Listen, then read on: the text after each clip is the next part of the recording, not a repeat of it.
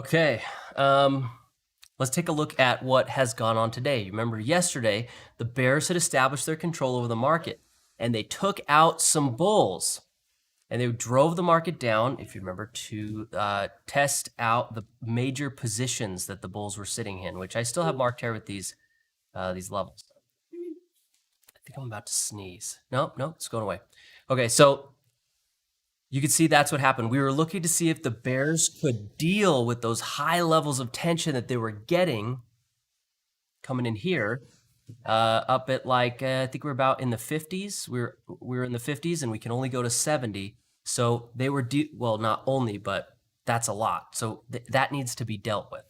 The expectation was to see them sort of deal with some of that and then try to continue. And you just, overall, you can see today opened higher. That's a good thing for the bears and drove it down, but they were not able to accomplish more before we started to cool things off again. So overall, without looking at any analysis, you should be able to tell that something changed right through here that is allowing the market to cool off tension, and most likely it's going to be something like elasticity, knowing the conditions that we had yesterday. So that's what, just in general, that's something to pay attention to. So the very first thing that happens this morning is we see decay popping down, and we're looking to sample the bulls. And if the bears want to take this down lower, they're going to need to trap bulls. And you can see right there, we have the bulls come in with their volume, and the market moves up. We have a little bit of a response here on tension, and then the market just collapses. And the issue here is that we don't really have any bears there. And this is something that you have to be here in real time to see. But you see how decay got right there. It was flat. Did it move above? Didn't it? You can't see that historically. I don't have intrabar movements on decay, so you could see that it got there really flat. So were there bears there? I can't say that there were because it's not on the indicator. But you can see that the bulls, I mean, look at their overall impact here. Just nothing. I mean, nothing.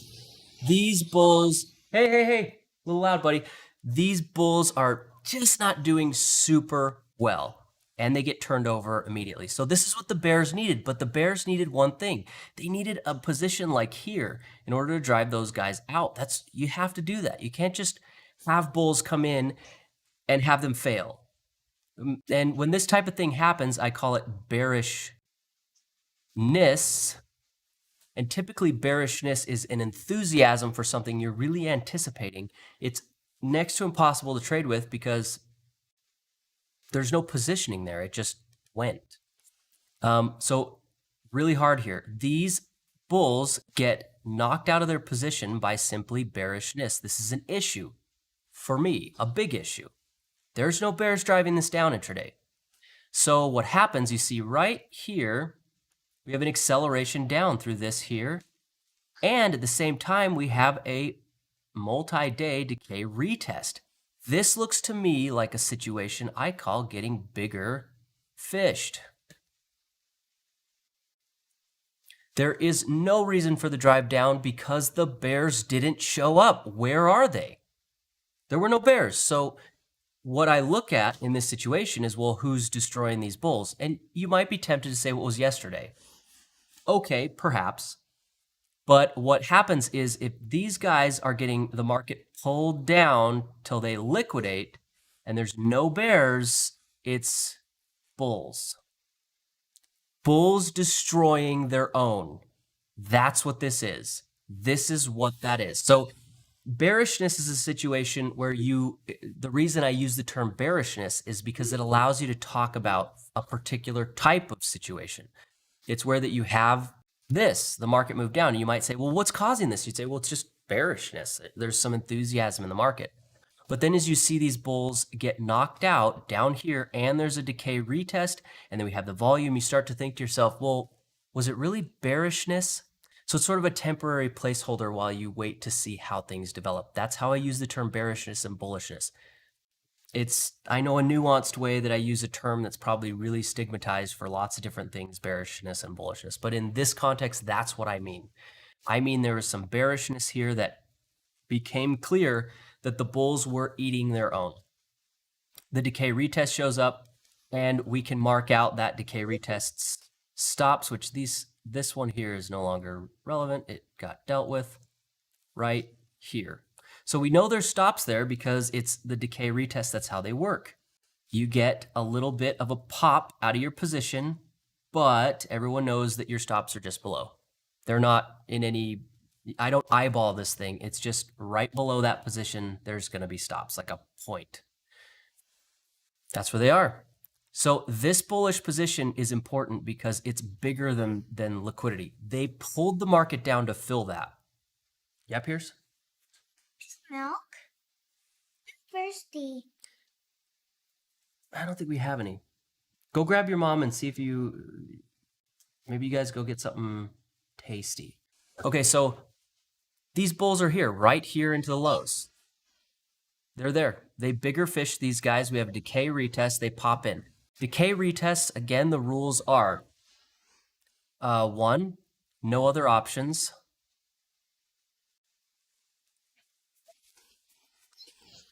Oh, yeah, we got some milk.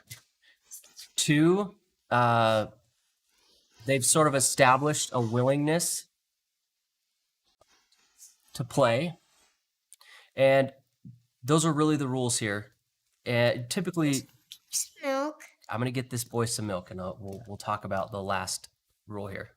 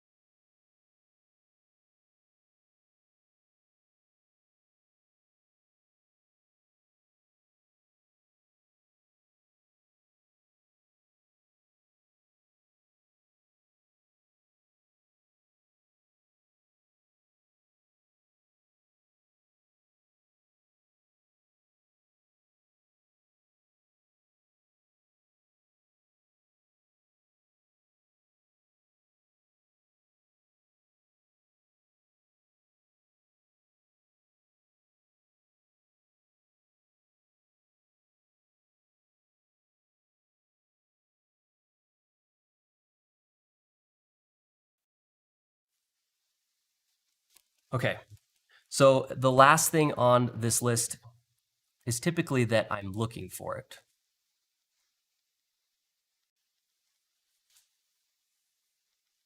So when the market's moving down and you see the situation, you know, if you miss it, you weren't looking for it. But I don't really like to happen upon a signal and think that the whole world's different now. If you happen to see this at the low and then go, oh my gosh, it's a decay retest, if you haven't been tracking the situation well enough to be aware of this opportunity and looking for it and seeing it, you probably shouldn't be participating in something that you weren't anticipating. It's just bad philosophy because you'll misinterpret things. It's the excitement feature. You get too excited about a signal that you just discovered and your brain shuts off and you stop thinking about whether you should take the signal. And then one of the other problems, at least for me, that I've found is pretty consistent, is that when you're excited about a signal, you have a really hard time reconstructing. So like reconstructing if you should. So it's sort of like if you're starting it at time 0 here, and while you're going along, you see event 1 and event 2, event 3, and then you sort of learn those. This is an L for learn. My L's are looking terrible. You learn it, you learn it, you learn it. And then at event 4, right here, you understand. And so when you see those signals, you understand what you should do. But if you see the signal here at event 4 and you're all emotional, you're excited, you mess up the interpretation, or essentially how you should learn these data points, because your emotionality screws up your ability to reconstruct the past in your head. It's just not an effective thing to do. You should always expect your signals and then get them, not see a signal and then reconstruct the past. I found that that's not easy to do, and it's just not effective. So here we are at the lows. We have a bigger fish situation where the bulls are coming in, knocking out the other bulls. You can see there's an immediate response. Change in character and decay starts moving up. And also see at the low, which honestly, I noticed this before I noticed this because I was looking for it. I was looking for the bulls getting knocked out. I was looking at a bigger fish scenario. I saw this first. Then I noticed that there was actually a velocities sample. There was a lot of reasons this was a bullish position today, like a bunch. I felt like everything just like pointed at that. It wasn't until about here that I actually noticed this. I was just paying attention to this one down here and thinking about that whole situation. So we have two bulls here, and hopefully I've explained how I think that these two relate to each other, what I think is going on here. They did that. The thing that's the issue is we don't have any bears. So at about here, I was realizing we didn't have any bears. We were turning these guys upside down, and I was like, well, where are the bears? And after it pops out of the low and you're getting to this area where you have your first little range and you start going, okay, well, where are the bears, right? Where are the bears? What? We just had this amazing drip. I call it a drip because it was quick. And you could see that moved down and tested the margin call low. Just didn't think we should test it, but the market got bearish, and so the market tries to push it down. It tries to blast the lows. But like we saw yesterday with this chart, the bears had insured their position. It makes it sort of a difficult thing to blast through to new lows and stuff like that and sustain when there's no risk by the winning party. It's just all profit. So where are the bears? Where are the bears to do this work? Where are the bears to take the risk? You can't just have losers. You need winners and losers. So where are the bears? Well, at this point, hopefully it's pretty clear, this moved up and you could see it was making its way up, and there they are. So this took a while. You could see a little bit of you could call it a switchback, but if you know how I think about switchbacks, I don't really like this. I don't like it when it pops down, pops up, and it's too quick. Like I want it to be on the other side, personally. But nonetheless, it did move up and then move back negative and go. So you could look at that as a bearish position. I don't really like it as a bearish position, though. I think the bears were sitting here. Right here. And you can see that the bears participated. And I think this is the way that it looks. Bulls here, bulls here. I'm going to put a double plus because it was bigger fish. They bigger fish the first set. And the bears show up right here. As decay pushes over zero, they get liquidity and they push. And you can see they're definitely impacting price. And we're just now seeing some impact on tension. And right after their position, you see this? You see that move down? We could see they're impacting. There are bears here. These bears are here and they mean to play. Their target is this group here. They want to pop this down, hit that, and try and get this to move lower. That's their objective. They really want this to happen a lot. So that's what they're doing.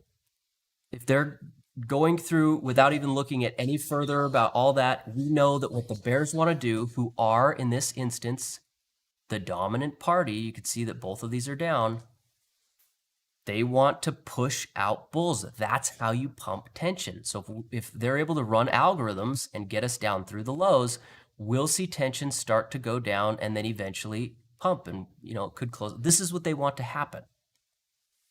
The question is this reasonable? Can they do that? And I think, yeah, that's totally reasonable. It's a totally reasonable thing for them to do. They have control of probabilities. They're in a bearish position. They have bulls in the market, some decent bulls in the market. If they run this down, they could really get a good downside move in the market. They've got what they need to make it happen. Absolutely. Absolutely. Okay, so I want to make that really clear. This is not the same as before. This is a situation where they've established their dominance. They're coming in. We haven't really seen any failure from the bears, unless you can count this spot here, of course, but I think that this is over-signaling here the way that it worked. So I don't think that there's failure. I'm interpreting this as the bears coming in and wanting to drive this down, and that's their goal. Now what we need to do is determine the probabilities of that goal, essentially. We see the layout. The bulls are going, hey, you know what? This is a great spot. It's nice and low. We bigger fished some other guys. We got good opportunity. Okay, I see what the bulls are doing. But who are the bulls even going to knock out? I mean, think about it for a second. Why did this rally up anyway? How did the bulls get this whole thing to work? They took out this group. Essentially, this group loses X amount of money, right, to this group and their contracts. So this group is able to get in with just free open interest, or the liquidity aspect. You steal the contract somebody else built, and then that cash gets instantaneously deposited down here, and it sort of works like a bounce. That's who paid for this. The move up was paid for by losses from the bulls. That's how they paid for this move up. That's how we got up here. Those losses from these guys funded this move up, and then the bears pended positions across the market, and the market leaned up into a bearish sample. That's how this whole thing worked. This was funded by losses by people positioned to the upside, not by people trapping in to the downside, meaning it's difficult to pump tension with this kind of structure. It's because the losses already happened. They're already out. So if you push the market higher, the only thing you can do is sort of screw yourself, because then the market's got to pay this group, if there's anyone holding, and this group. And it's like, well, who's going to pay for that? So at best, the bulls could drive this up and use this group here, who I think is very confident, to fund a move higher. And the first targets for the bulls, of course, would be the positions from yesterday that the bears had, that are essentially their origin positions. And I think this is the origin for them. And this is going to be the first route. I do not like teeth to the downside. I do not. Teeth is an upside thing I track. It is not a downside thing I track. Does it happen? I don't track it. As far as I know, every time the market pushes and turns bears over, it just gets into a squeeze or a grind situation. I do not track teeth. So I want to make that clear, because if you follow me and you know I'm always thinking, think teeth. In this situation, you might be go, oh, was that just teeth? And I'll be like, that's not how I think about this stuff. So these bulls, if they push this up and they're able to get this up higher, they're going to want to run these guys out. And the first place they're going to want to get to is here. And there's also a bunch of expansion targets that we have left over here. Those are going to be the first place they're going to get to. How could the bulls possibly pull this off in this situation where the bears have control of tension, they have control of 30-minute, they have a position, they have some people who can hold the bag for them? How could they possibly pull it off? Well, the next thing they're going to need, we know the bears are here. This is a big deal. I do not think this is a nod. This is not a nod by the bears, because we've seen their impact here and there is a price response. This is not the bears have not said, okay, bulls, run it up a little bit. And bears don't really like nods, because markets are geared to go up. So if the bears get in upside down position, hey, you're laughing a little loud. Hey, you're laughing too loud. You're laughing louder than I can think, buddy. You're taking out my thoughts, buddy. Oh my goodness. Minecraft. I didn't know it was hilarious. So this is not the bears saying, it's okay, guys, drive it up. No, this is the bears saying, we are going to take you out. We're going to take these guys' money. That's what they're saying.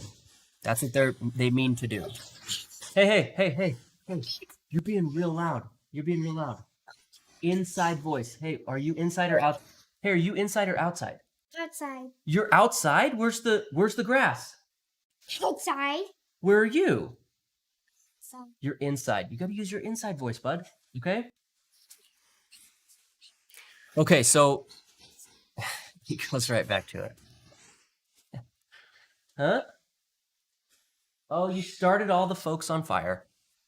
So right here, what needs to happen is these guys mean to take out these guys. What needs to happen is this got to come down. We got to pick up a bullish sample. If the bulls want to turn this around, that's what they're going to need to do. I have noticed, buddy. So they need a bullish position to pop in here, and then they could drive it up, and that would be the situation where we could get the market to be bullish. If if this happens. That's a big if, because I think right now what these bears are thinking is we have a nice algorithm up our sleeve and we're going to run that algorithm down and take out this position. That is what they mean to do. So be prepared for that. At 25% tension, if they were able to just drive this down another, leg 1, leg 2, we could do that. That tension is in a position where that there is enough room that they could push this down. We're good. We're good to go. So I want you to understand the bear's value proposition here is we have room. We got somebody trapped. We've been able to establish our dominance. That was the sound of an Xbox, or a PlayStation 5 controller hitting tile. Not my favorite sound. Okay. Their value proposition here is pretty good. The bullish proposition is that, hey, you know what? We have a strong position right here. And that's it. Okay. He is burning people to death and laughing about it. Psychopath? Nah. So those are the two propositions. Now I want to take a look at the options here because I think it's really interesting what's happened. Look at this. We move. So here's our low. Look it. Growing out of lava. Nothing grows out of. Oh. Ah. They're not growing.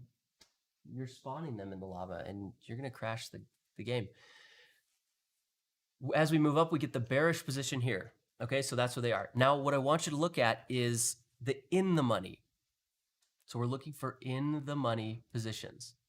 And so this long position moves up. What we want to see is this right here. You see that? This and that go together. This is a positive spread.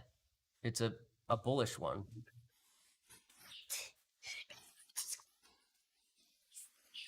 Okay. So what has happened here is those in the money puts are hedging the lows, which is important because it means that there is support in these lows.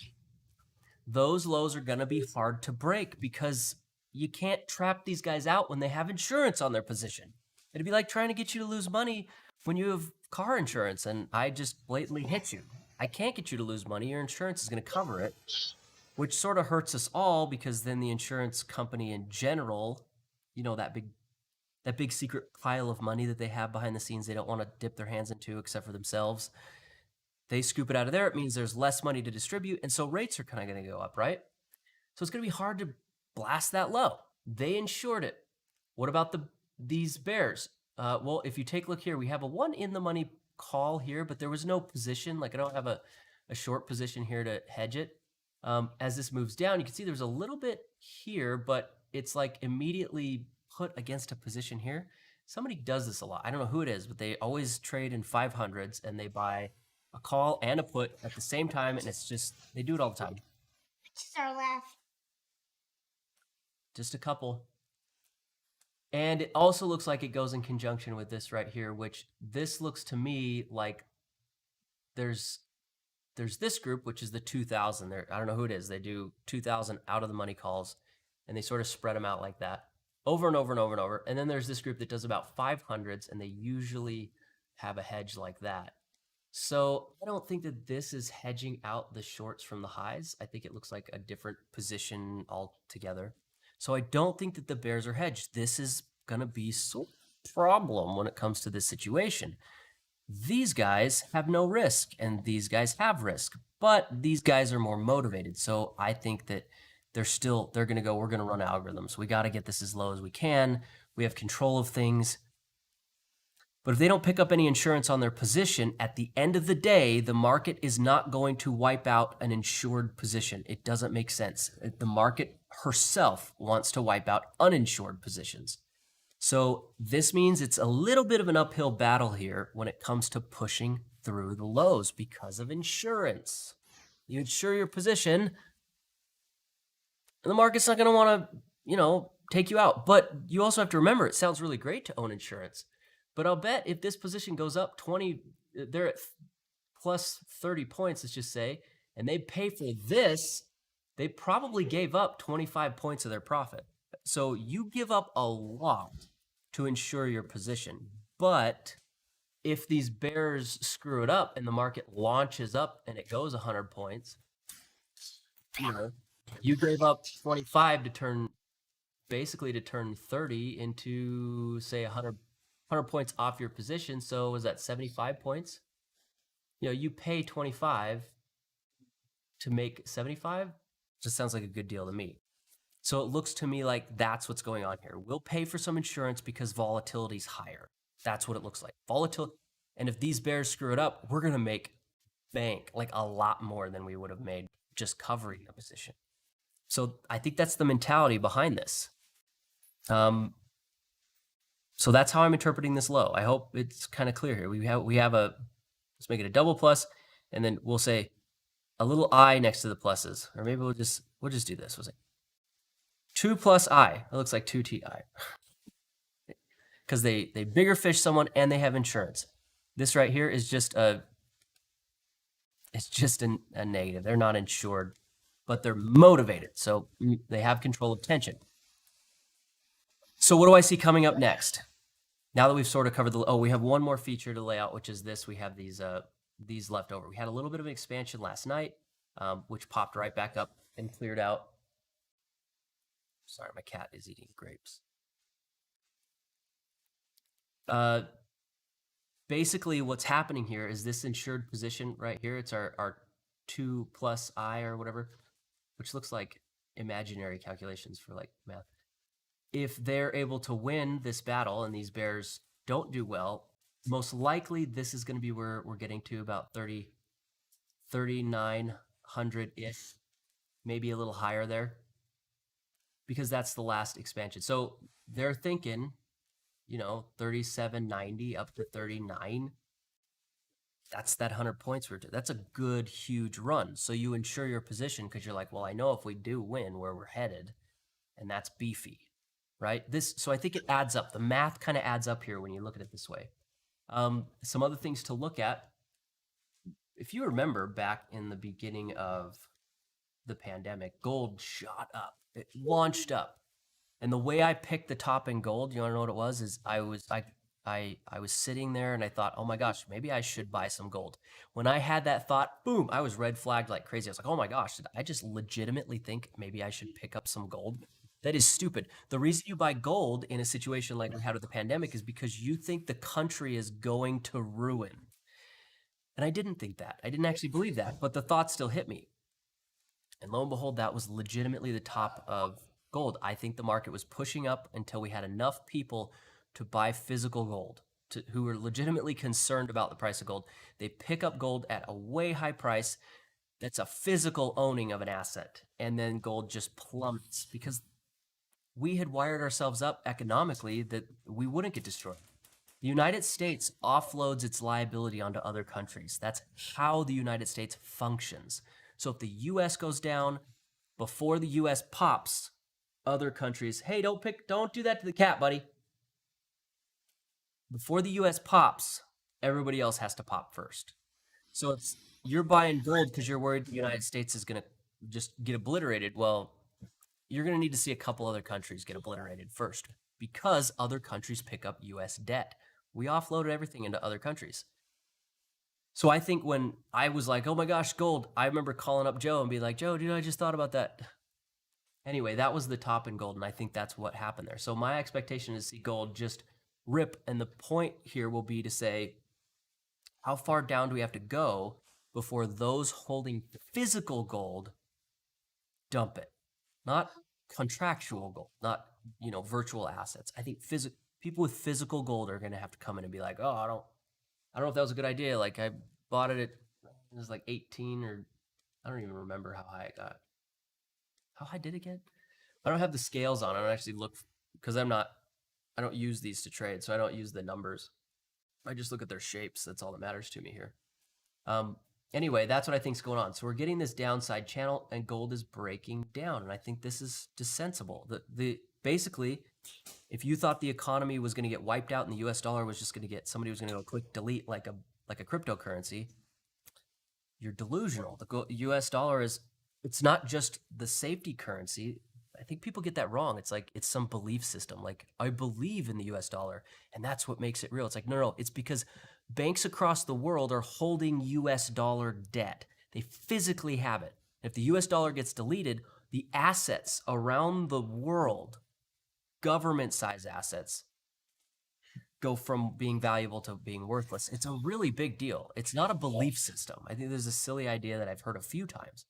As long as people believe it's worth it, it's like, well, you know, sure, you're on life support. As long as you believe I won't pull the plug, it's like, I kind of have control. I could pull the plug or not, and you don't want me to because it destroys you. That's kind of how it works. I think it's beyond belief. It's not just about the belief of the currency. So, all right, he's gotten into destruction mode. Give me a minute while I get him busy on something before I lose the house. Just a second.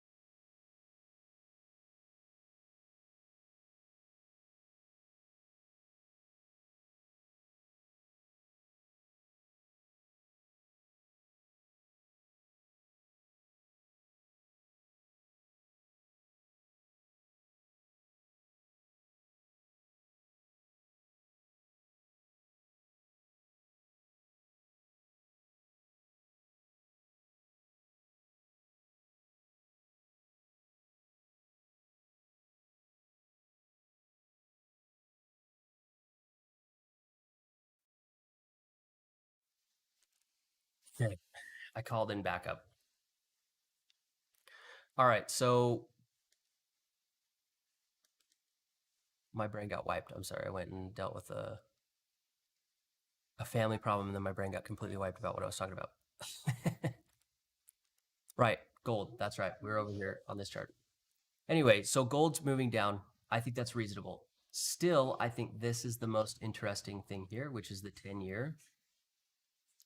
That is interesting to me. Bitcoin has lost its interest. I think that we're losing that, it being interesting, especially it just got too aggressive here, and it was all inspired by popularity based on some tweets, and then it got up to the higher, up in the upper interesting areas, and then Elon Musk even came out, who drove this whole thing and said, oh, it's looking a little high, and I think a lot of people took that to heart, and I think that this has sort of lost its ability to be super interesting. So still, I think this is the most interesting thing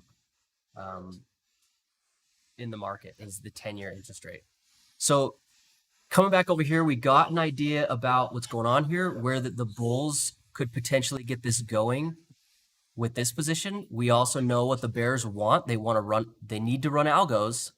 They really need to run algos, or they're going to need to trap in some more bulls. This will need to pop down, and we could get a position and then move up and then run some algos and then use these guys as fodder. And I think this is the most likely event because these guys are motivated. They want to pick up the lows. They want to push those lows. The big problem is there's such a wall here.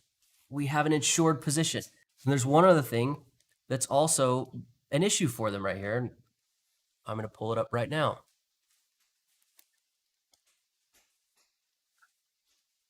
This is going to open on this web page, this page. I don't know why, but pop-out charts always open on this monitor. Okay, so I want those over here. So it pops out.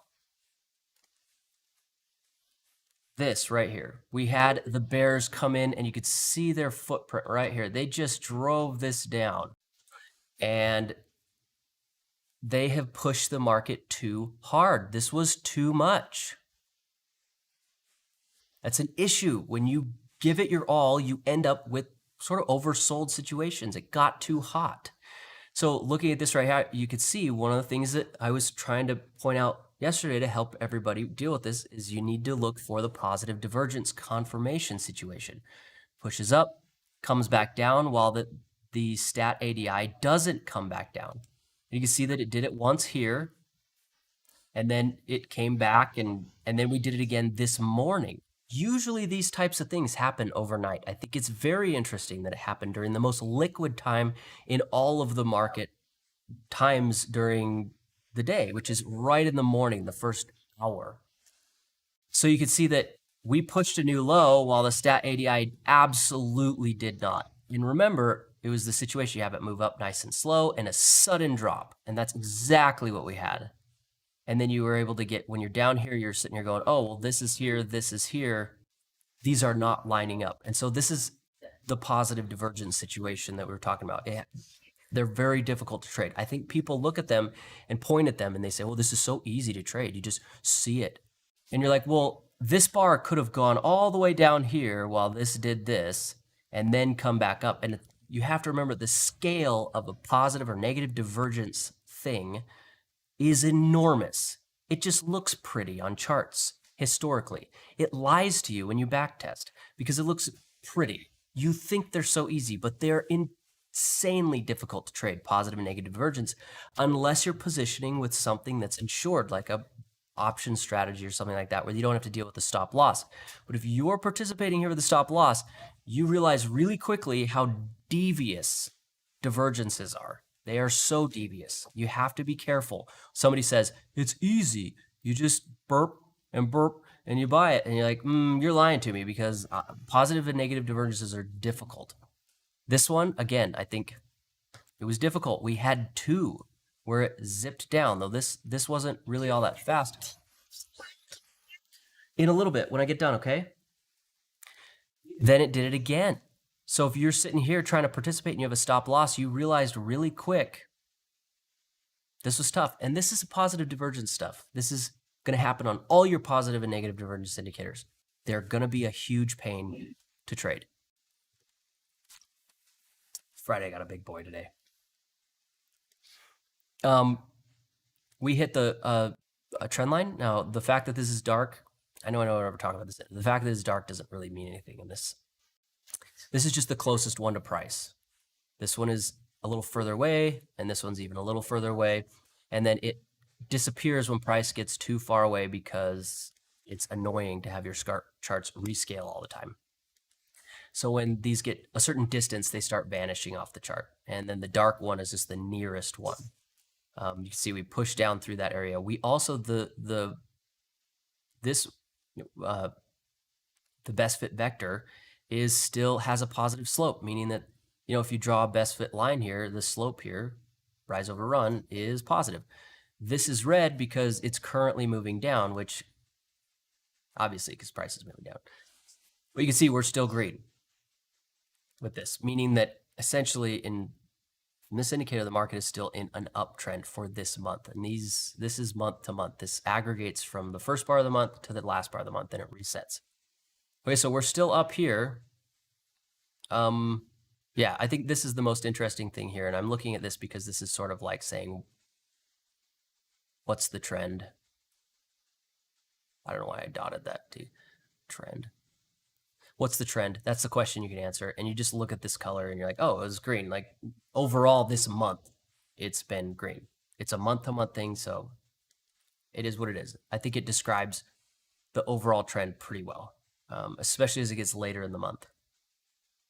All right, so this is the thing that I think is the most important going on in the ES right now. Because this right here, this where this signal starts to happen, which is about here, this is going to last for a month or more. The significance of this price level is more than just intraday. This is longer term. So it's important, but it's not super easy to intraday trade. All right, here we go. We are getting the market to move down. You can see price moves down. Remember the objectives here for both the bulls and the bears. If the bull, I think this is a passive sort of position.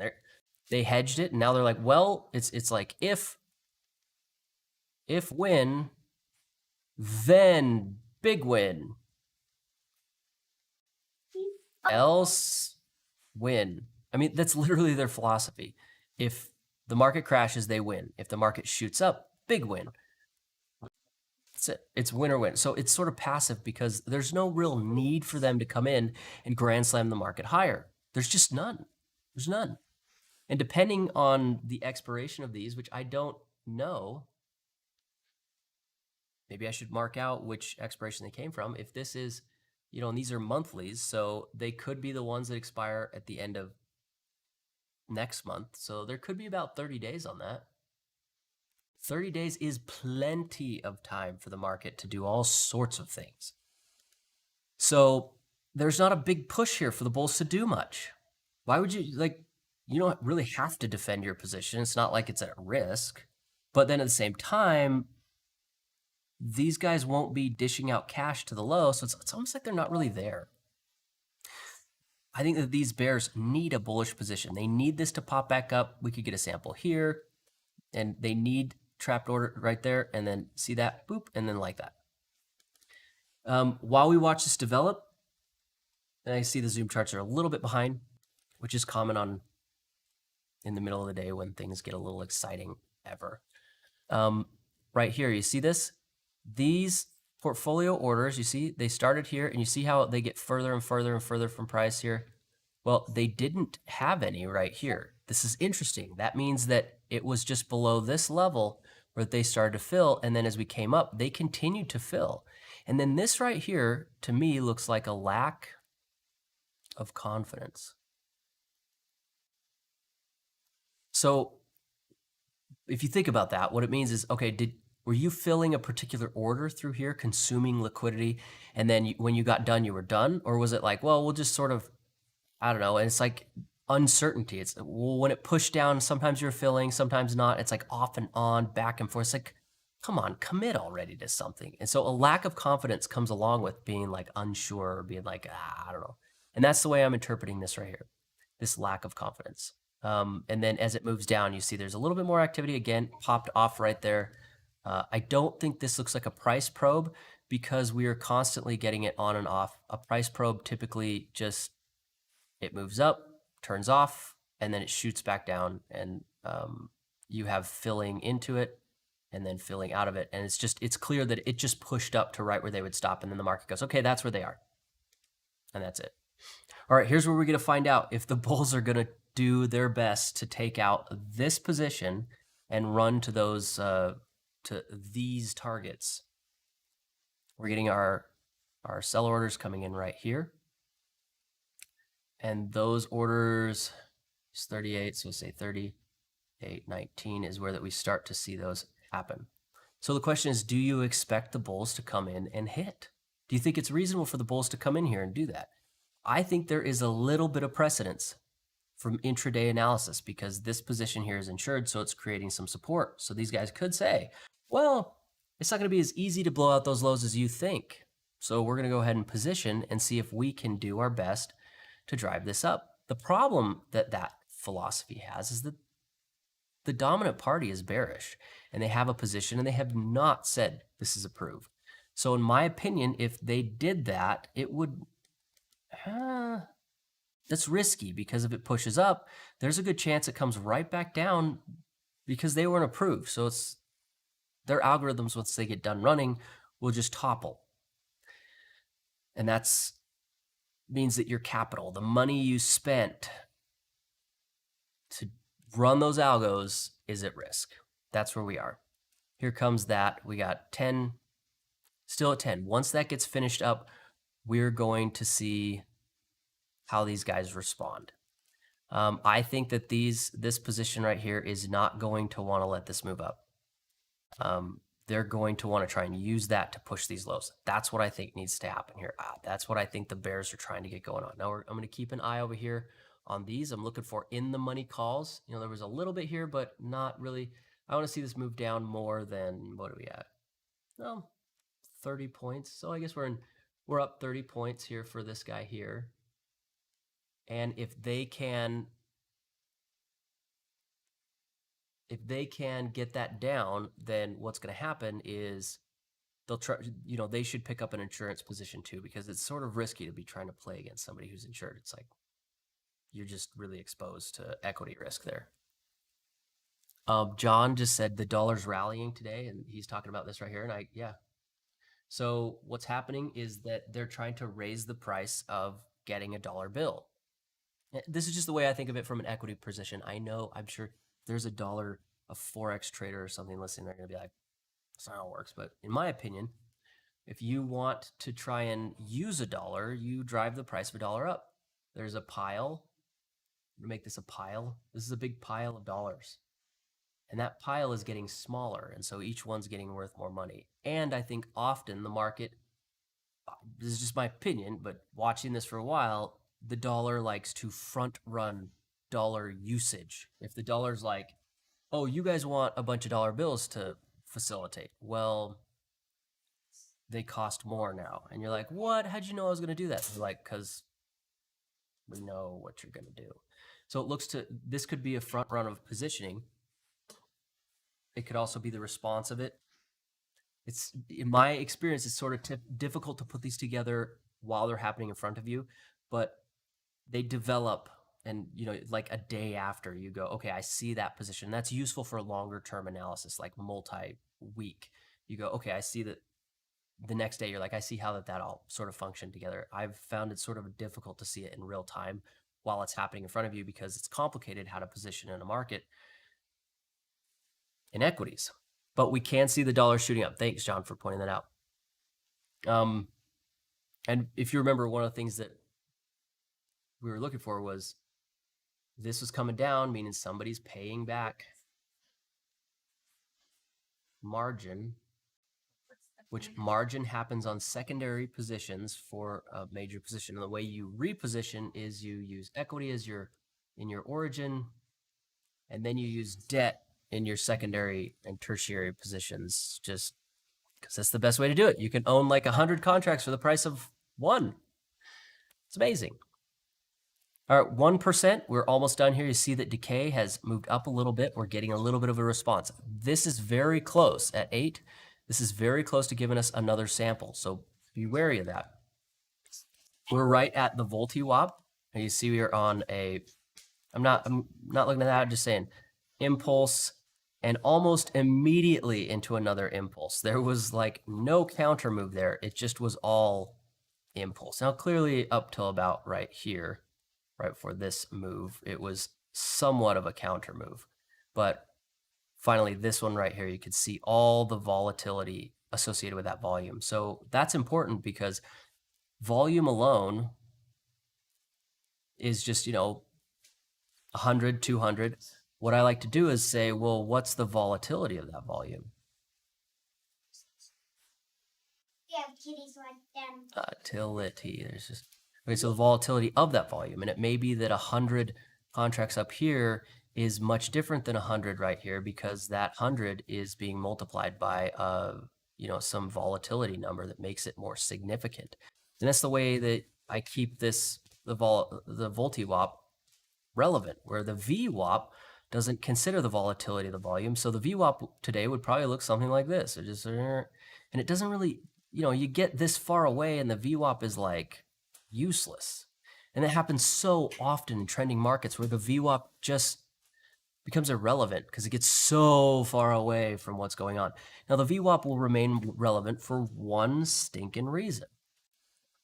That's how the overnight breakers are calculated. You get on the CME website, they grab the daily VWAP, and, so if it's at the close, which is here, and then they calculate their breaker positions overnight using the VWAP. That's why it's relevant. It's not relevant because it's a magical calculation and it's volume weighted. The VWAP sounds cool, but it is literally the simple moving average of all volume. If you had every single volume on its own tick and then you ran a simple moving average over the day, you would get the exact, it's a simple moving average. It's a creative way to solve the problem of aggregation, but it is the simple moving average. And that's why that they use it for the overnight breakers, because it's the actual average position. So if you use a simple moving average, you're being deceived. The VWAP is the simple moving average. It is the simple moving average. It's not weighted. The weighting process is what helps you deal with the fact that we have aggregations and there's volume on those. So anyway, it will remain relevant, the VWAP, as long as the overnight breakers where they shut off the market are calculated off VWAP. If they stop using the VWAP, I think the VWAP stop mattering. That's what I think. It would just get really terrible. And that means it has to do with risk. So in my opinion, VWAP is a little bit more geared towards options traders because that's how you calculate your risk, is off of breakers or whatever. Anyway.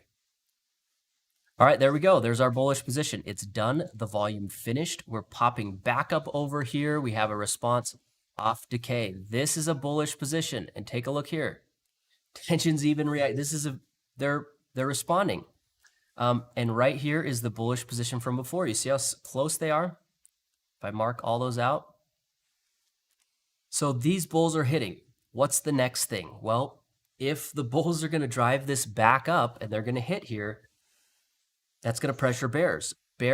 What bears want is they want to optimize. So they want to optimize. So if you can get into the head of the bears, they want to optimize. I'll make that maximum volume. So the most, well, it's not volume, maximum open interest, and the max stop loss. Okay, so if the bulls pop in here, you want the most amount of people with the widest stop possible. And that's difficult because bears are insane. Bears struggle really, really bad when it comes to like carefully working over the emotions of a trader. They're terrible. The best way to trick the bulls, right? I'm gonna tell you the trick. It's this. The best way to trick bulls, if they're popping in here, is to signal some really far profit target. Bulls seem to struggle with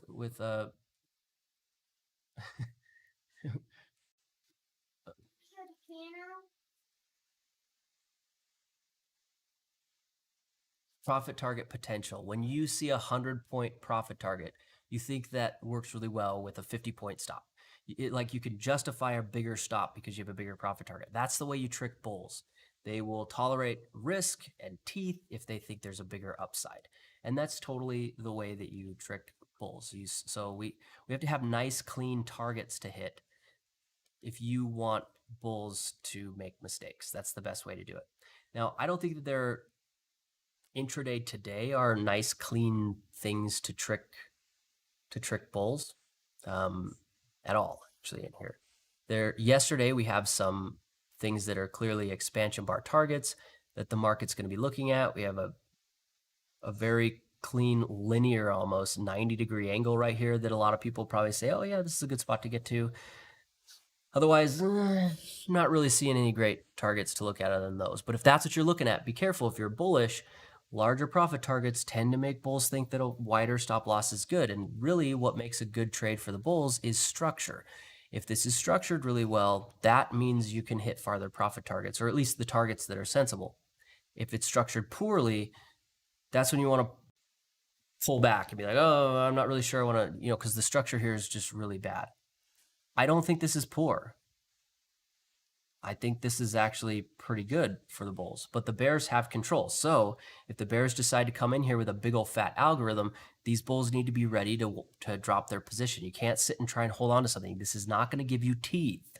No, this is if you decided to participate with the bulls, which isn't a terrible play. I think that the bulls have a good argument here, especially with the stat ADI backing them with a major positive divergence that's creating a lot of support in these lows. And basically, these guys might be saying, we're going to run an algorithm. It's saying, well, that algorithm is going to fail, trying to unmotivate the bears.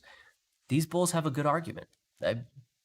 Just remember that if the algorithm comes in here, you're not expecting teeth. You're expecting the bears to do what they mean to do. So the next thing coming up here, we had this pushover, a potential switchback. Am I going to pay attention here? Absolutely. My reason for paying attention to this switchback is because these bears are sitting here and they have what I think is clear motivation. So we're going to be watching this volume. Pay attention. If the bears come in and pick up this little switchback, I know you're like, well, why that one and not this one? It's the preparation. This is a big deal.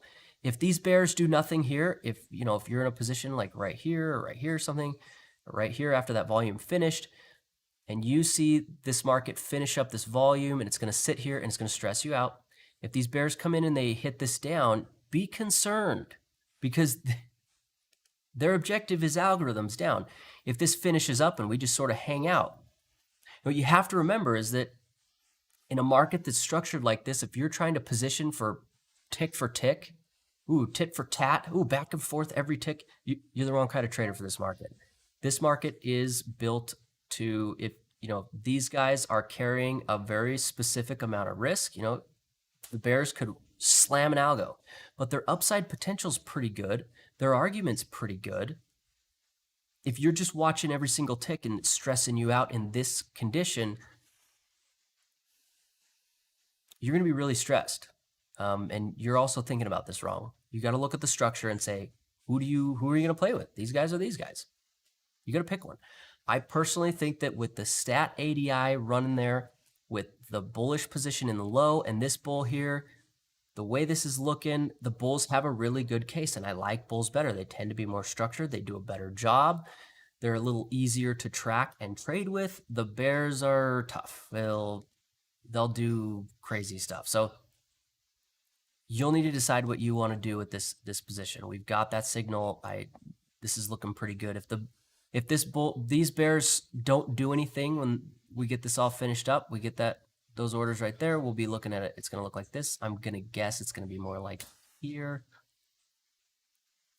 And they just do nothing, it's just going to go like that. Well, what's going to happen is we're going to get into a situation where it really feels like a grind until we hit right here.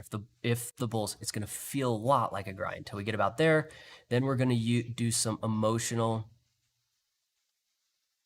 conditioning.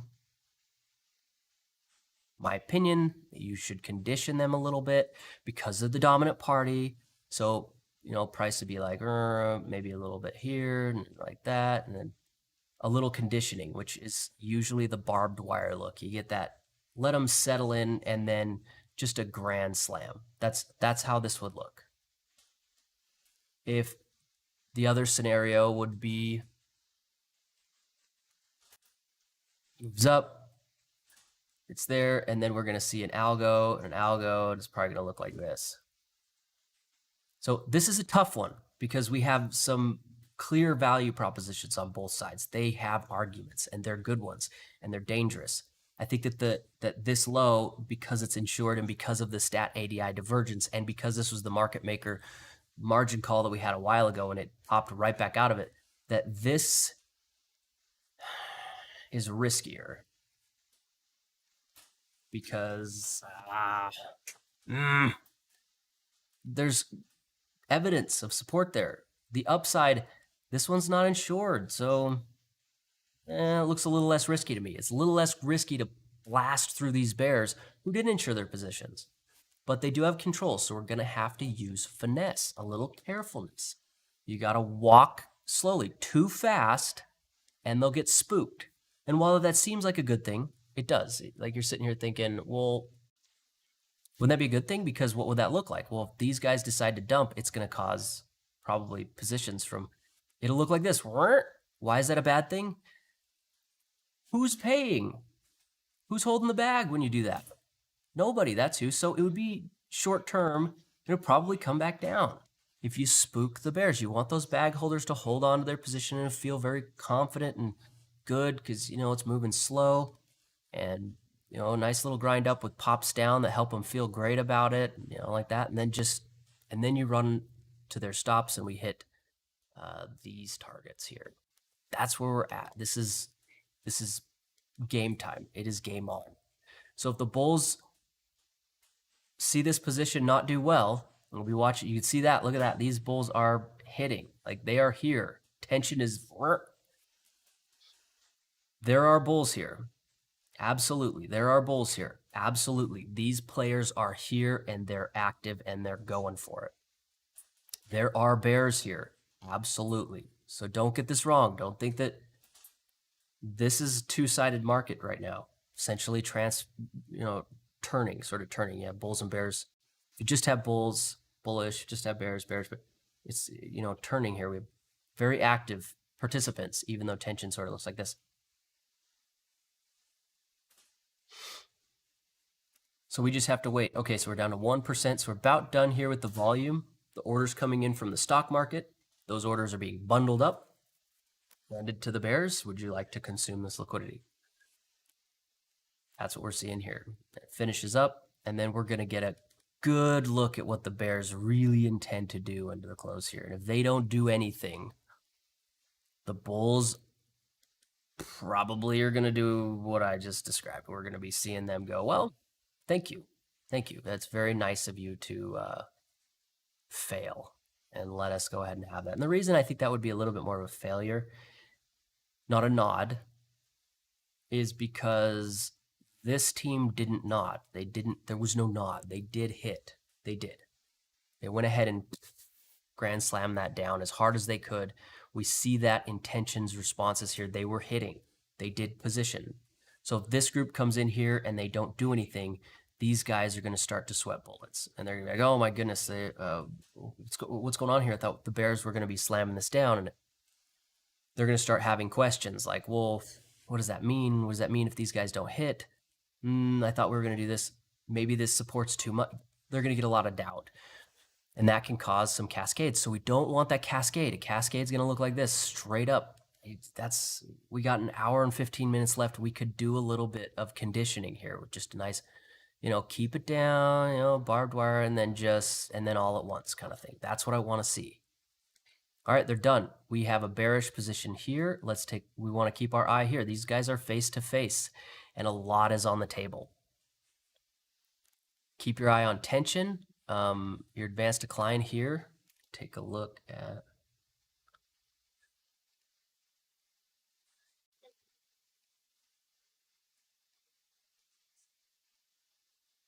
our current tick high. Sorry, I was looking at this chart. Tick high, which I'm just scrolled back here, just 1214. I'm going to come over here and take a look. 1214 is right there. So we had, you see the market got inverted a little earlier in the day. Almost. Oh yeah, it did. It pushed up right there, and then right at the high of the day, the tick pushed its high. So I don't really like that for an inversion. I'd rather an inversion here, but if we get a new tick high coming out of this low, do you know what that means? Well, it means we're moving a little too quick. The bears will dump and we'll get an aggressive move up, which could be good, but it's going to minimize the upside. If the bears are dumping their positions and stuff like that, it's like, well, do you really think that you're going to be able to hit these targets if it's just going to come right back down? Maybe. Okay, see that? Looking at tension here, we're getting that. It was like moving up. We're getting a little bit. I've got multiple instances of this indicator running, just checking them all. We're getting a little bit there. We want to see, are these bears going to hit? Because the ace that these guys have is that they have control of the probabilities, and it's not a nice slow move down that they're going to be doing here. We're going to run these guys out, and then the bears, have a go time where they'll just go, yeah, everybody go. And so we're looking for big fat algos down, not little slow moving grinding market down. That's not the kind of market that the bears are looking to have here, because they need to blast the lows. These lows are creating a lot of upside support. So if they're going to do it, it's going to have to be a blasting out the lows. I'm looking at this thinking, yeah, that's what they mean to do. So I anticipate them to do it here. But if they don't, just watch out. You really are going to have to watch out. Taking a look at insurances, we are popping up here.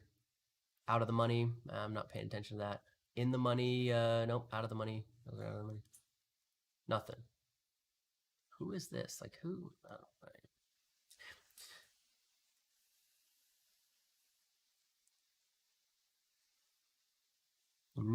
Had a little move down, but back 26 or 22. You can see how this works. You see, right? Like this is a nice down bar, and then it lags the data. And I'm not saying that they intended to do this, but it's what happens. You have a nice down bar. So emotionally, if you're just looking at bars, you see down bars. So you're thinking short. But then you look over here and you realize price has actually done this, and it's very opposite. Look at that. Uh-oh, bears. Uh-oh, bears. Uh-oh. Their impact is getting a little muted here, 26. I'm going to mark this high here because, I mean, if the bears are going to be coming in here and they're going to be doing their, I'm going to say 30. They're going to be doing their algos. We should not be seeing their pressure their position getting turned over. Bears don't do teeth. That's a bull thing. Bears don't do teeth. If you're underwater as a bear, you're just in a bad position. That's what bears just don't do teeth. That's a bullish thing to do. So 28, just 2 points away from, this spot here, which would be the highest potential position you could have gotten on a future, which is where you want to go because there's 20% tax and that's the best way to roll. There's a little struggle here. It's funny because I think a lot of people will be looking at this on a Friday and going, oh, well, it's just sort of in a range and blah, blah, blah. But if you're really looking at what's going on, you're like, I don't know if I call that a range. This is a fight. The winner here potentially could probably have control of Monday too. So this is going to roll into Monday and likely the Sunday open market as well. Uh-oh, Bears, Bears are losing it. So I think we just saw the Bears just lose it. They're losing it right there. They got over their position. I think the Bulls are going to go, oh, okay, let's do this. So I think the full focus, the market just turned to looking at these guys. Can we convince these guys in? Finesse, okay? They need to use some finesse here. The Bulls are going to drive this up, and they want these targets right there. You see them, these two. So we got 30, 82, and 39. So 3,900. So how do we get there? Move slow, take the time, take your time. If we get this going too quickly, these bears are gonna spook. If they spook, it'll be a very sharp move up. A very sharp move up might feel great in terms of profits, but it definitely limits the upside because that's gonna mean you don't have a bag holder. These guys are still gonna get wiped out. I haven't marked out where I think their stops are. Sort of alluded to it before, but I think these guys have their stops here. I don't know why they don't have the nice red color. It's like nice green color. So we'll just put it right there. I think it's because of this position. I'll just scoot it back, screw it. I think they're sitting about here. That's where I think it is. And we're going to watch as these bulls do this. Now, you need to remember what just happened. The bears just said, oops. That's what happened. They were supposed to run algos and take these bulls out. And now we know this position right here, this is decent. It's creating support. This position, it came in. They took a little risk. The bears could have done it and they didn't. These guys are underwater. They're sweating bullets and they deserve to be.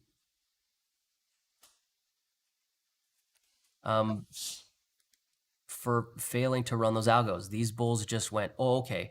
So we got to give them time. Bulls need to take their time. Move a little slower. Let's take a look at the tick and see what that little mishap gave us. Pull it up here. Oh, close. It would have been nice if that had pushed a new high because that would have just been like, oh, yes, we got a version. All right, we're 33. We just watched that in real time. That was right there. That's going to let you know, okay, these bears are in trouble. The bulls have a little something on their mind, and it's 3,900. That's what's on their mind. This is what's on their mind. That's 34, 3,900. So we got to keep it going, maybe like a slope like that or something.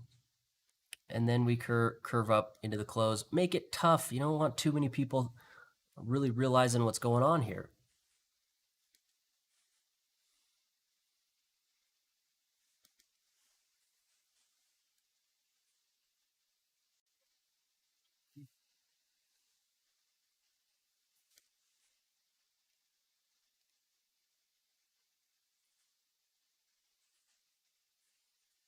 I'm just checking out, see if anything exciting is going on anywhere else. Looking at the insurances, see if any, I keep calling it that. Look at the options, see if anything's happened since they're not much, a little out of the money.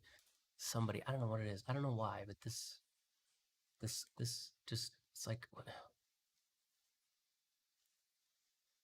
3,900 is right here, and they're like, oh, well, if the market thinks 3,900, well, I think 4,000.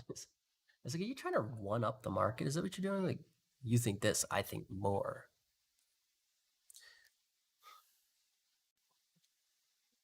Good for you. Okay, so what I'm going to do here is, this was the original position over there.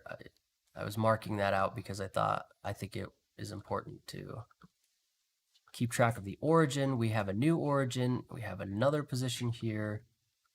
And this position from way back there, we're going to mark out right here. This is essentially the structure of our market right now. But there's not a whole lot to be done here unless you have indicators that are going to track. You'd need it right now. Really, the best tool that you could have is to look at the new extremes. So this is going to show you where they're coming from: 1 day, 1 week, 2 week, month, 3 months. Like, where's the new extremes coming from? As markets move directionally, you want to see these things turning green, because a new high leads to more new highs. They're very they run in groups. You get a couple new highs, a bunch more follow. It's just kind of how it works. Like if you're in a stock and you have, here's the high, here's the low. Oh yeah, and you look over here at another stock that's maybe in the same sector, I guess, and that stock pushes up. It's like, oh, they did it, so we get to do it. It's just kind of how it works. They just follow each other around. So this one's going to be useful. We want to see that turn green and show the stocks moving. The other thing that'd be useful is to track bid-ask activity. One of the ways you can move a stock around is just make the bid and ask look active to the market algorithm. So a lot of the stocks will get a bunch of activity that makes it look like there's a bunch of longs above the market or something like that, and the market will go, oh, let's go take a look. And if you do that to enough stocks, it can impact the way that the index moves. So you might look at bid-ask activity. You could also look at hitting. It's called hitting the bid. Hitting the bid is just going to be like the rate at which the bid hits, and you want to look at the delta there, which is triangle delta. And that would basically say the rate. So, if you have, this is 0, and it's like it's at this rate, and then suddenly we see this and it starts to go up, and you're like, oh, okay, so we're seeing somebody hit the bid a bunch here. And if you see those increases, in that shows you the activity. Those are the kind of things that if you're going to look at a tool, I don't have tools like that on Thinkorswim. That's what you're going to look for to see those algorithms running. And there's some other sneakier ones that are a little harder to measure, like. And then, honestly, if you could know anything, what you would track is you'd say the margin, and you'd say, so are we putting, if I sell one contract, and you remember that right now one contract is $12,000 to hold it. How much is hitting the market? Is the market seeing that as like $3,000? Because if it is, and then I buy one contract and that's $12,000, and the market sees that as $10,000, well, it looks to me like the buyers are injecting more capital. It just has to do with how much margin you decided to inject in this. So if we could see that flow switch and be like, oh, the margin's getting applied to the bulls, well, the bulls' sheer equity, the amount of money they're depositing into the market cap, is bigger, and it will swamp the bears. So if you could see margin, that would be the absolute best. But brokers keep that under lock and key. We just had more of this stuff. You see how that there's the greens are under there. They're about the same color. It's just this 500, that 500 to that one, that one to that one, that one to that one. There are 4 of them, and they cost $1,000 each to position this way. Who did it? I don't know who did it, but it's a volatility play. I think the market recognizes that somebody's recognizes that the market could get a little bit volatile here, but I don't know the expiration on those, so it could be anything.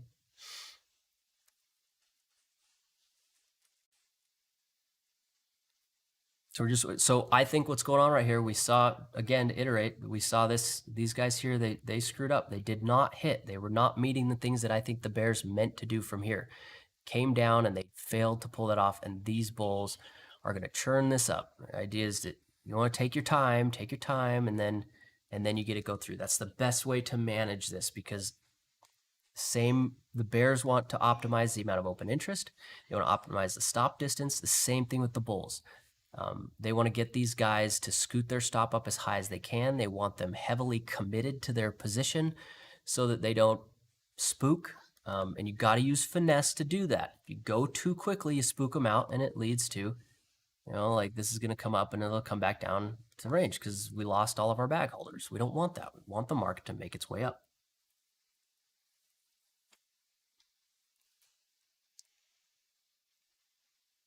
If we get a little closer here on the auction profile, the volume profile, you see just have a big lump here, just a big lump.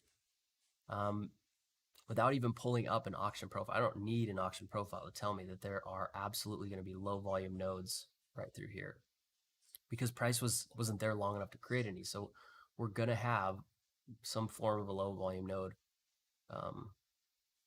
right here. Probably not here because of this, but right here, definitely from this regular trading start to,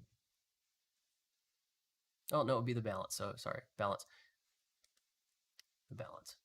This is it. But price was never down there. So we're going to have an LVN right here that the market's probably, if the market moved up, it would probably respond to that. You know, it could do anything before we head up to that. So that's in our way. Yeah. That's about it.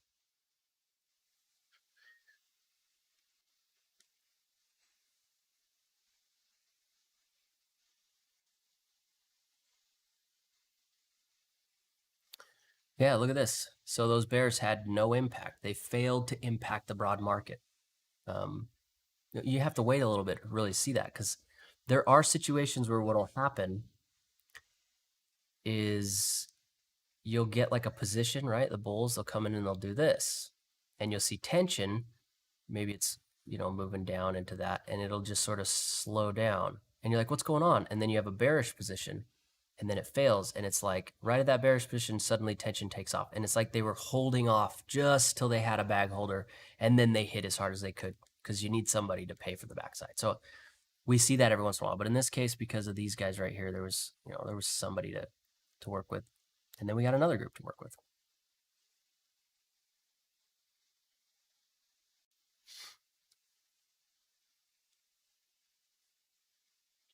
Now we just wait. I want this to move at a nice slow rate up. Let's look at the bears. So if these bears decided that they're, you know, not going to be a bag holder, and we see some sort of algorithm come in here and hit, you know, you got to be careful about an algorithm. And this is what I'd be concerned about. And right now is algorithm that sweeps price down enough that it puts this bearish position positive and pressures this one. That's going to put a little concern on you, but the algorithm needs to accomplish the work of turning this thing upside down. So we need to at least push down to here. And then at that point, it has to take out these lows. If those lows don't get taken out, and this is why, these guys are going to have their stops down here. They're not going to have their stops in this little area. I mean, maybe some retailers would. But if they run an algorithm, that algo needs to have the ability to get this work done.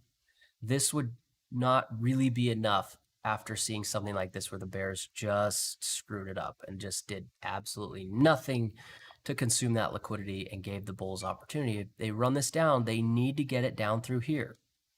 The first thing they'd run into is essentially decay would hit zero. It's pretty close. It's not far off. I think if they ran an algo, by the time it got through here, we'd probably have a bullish position showing up again. And then the question is, well, are the bulls going to just give up, or are they going to hit again?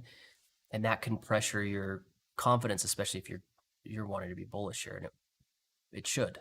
It should. But that's what would happen. The first thing that these bears would do is they would run into another bullish position, and they still have to deal with the support coming in from this low because of the way that it's insured and the fact that it's some margin call low retest and some other things that are happening here with the stat ADI. That algo would have to be enormous. It would have to run through a lot of things and people and ideas. There's just a lot there. I don't think it's reasonable. I just don't think you should have. If they had run that here and pushed this down, I think they could have shaken the confidence of these guys who'd have gone, oh, okay, well, let's just, hands off. But they didn't. Their time frame was this window, and they failed. This is So I'm trying to model out the bear side so we get an idea of what they are, where they are, what they have to do.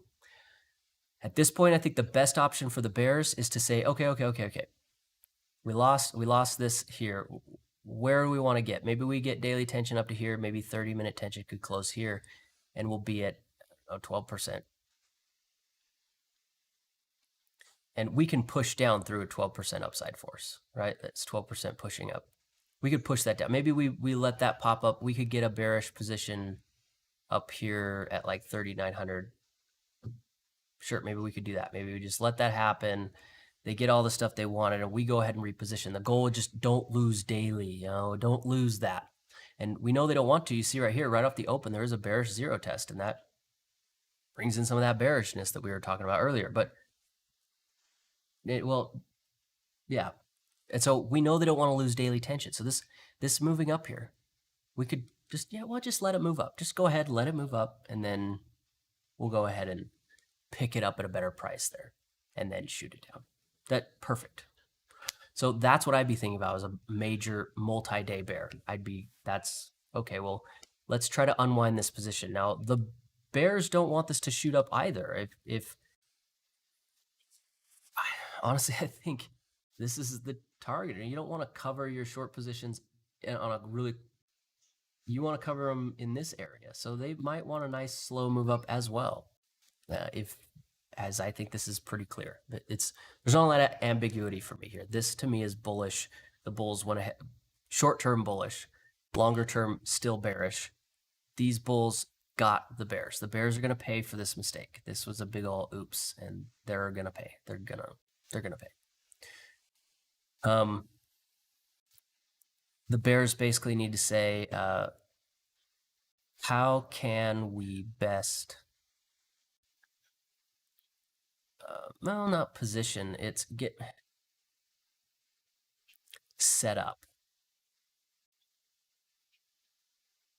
our opportunity tomorrow. That's the thoughts. Is it going to be best to hold it under here? I don't think so. I think it would be best to try and, get out of whatever you're holding, and then if this shoots up, maybe this could give the bears a better spot tomorrow to try again. I think this is the thought. How can we best set up our opportunities for tomorrow? Get some advantage. Maybe we could hurt the bulls somehow, which I don't think they're going to be able to do. Yeah. I mean, I honestly think we should see. If I were a major bear, I'd be buying in the money calls here. I'd be like, I need some in the money calls to hedge, or maybe these 1000s are helping hedge a much higher bearish position or something. I'd be buying insurance on my position, unless I thought that this was going to flip and go positive for a week or two, in which case I'd be dumping my position. Well, okay, you're right. Tomorrow, Monday, you're right. There's no tomorrow, just Monday. But you know what I mean. Better position themselves for tomorrow, I mean Monday, but that's a philosophy that happens in this situation. We're at 39, 38, 40, 25. We just got to get, look at this. This little thing here probably caught some retailers upside. Maybe we get like right there. Nice little grind, pop up. Sorry, this here. I'm looking at this going, I'm modeling out in my head what the best price action should be, and all price action is just like, well, how you create the price action, if you're going to model it, is you're going to look at the psychology of the positioning in the market. Whether you want people to position, or whether you want people to hold is different. And I think there's probably retailers bought here, stopped here, bought here, stopped here, shorted here. That's what retailers do. Shorted here. And so if we have any lingering, overly undeserved confidence buyers, those guys are going to be sitting right here. And so basically what that means is these are mouths to feed. This is money that you got to deal with. So if the market's going to come up here and hit the backside of these positions, what it wants to do is sort of tell them that they're wrong with a little pop down there. I think that's how you trick those retailers. Get there, give a little pop down like that. They'll all unwind because they're terrified, and don't know what's going on. They just think things are price action and price is the king. And that sweep down is going to be the price action that they'll read in the book, that they're, oh, price dipped down and scared me, therefore I should cover. And they'll probably, most of them would dump there. So we could get barbed wire right around this price, like 38.50. Some barbed wire right there could help alleviate the downside, or the pressure, alleviate them from their positions. And then we could start pressuring this position. So I think just, I don't know, 5 minutes right there would probably push out most retailers who got a second chance. Dump their position, say, oh, I'm so glad I had the opportunity to not lose a whole bunch of money because I was stupid, and learn the lesson that holding a loser can have no risk. And that's a great lesson to teach retailers, right? I think so. They'll pay for that tomorrow. Sorry, Monday and the rest of their week. They'll be working through that lesson. Okay, so 42.50. I think 38.50 is going to be the spot where we're going to get some pausing. Trick those retailers a little bit. Give us a little something, but not too quick. Move too quick, you're going to spook the bears. Because I think these guys here are thinking, all right, well, you know, right? That's sensible. Though I think it would be nuts if that's actually what an institution was thinking. It was positioned right here, like they can't see what just happened.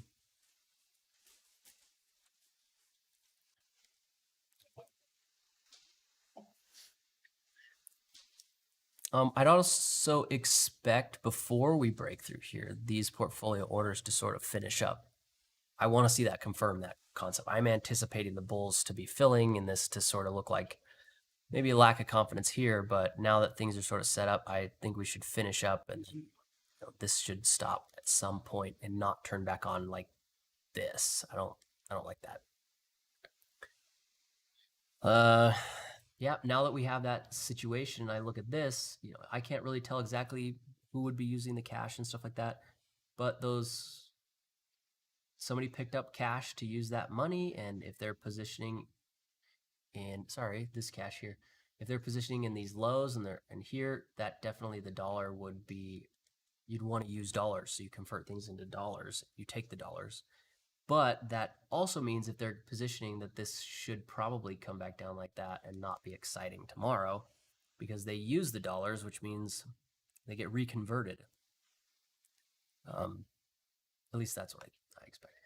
Then if this moves up higher and we have some sort of situation here and the bulls decide they want to take over the market, we end up seeing interest rates start to rise as they swipe their credit cards through here, picking up more positions, and everybody says, wait, I thought that interest rates had something to do with something else. So like, I don't know, I always thought interest rates had to do with financial markets, not reality most of the time. So that's what I would expect over the next week or two. That's what I would, you know, you have that equity position into these lows, which is very difficult to beat a sheer equity position because it's actual cash. And then further down the line, if the bulls can get their hands on probabilities, then they're going to be filling with debt. Now I'm going to pop over to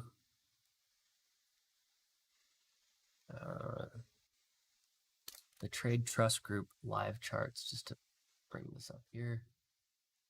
Scoot that over. You can see this looks good. I mean, this looks good. We got that right here. This signal shows up. This aggressive move down is not mirrored by the market, so we got a positive divergence.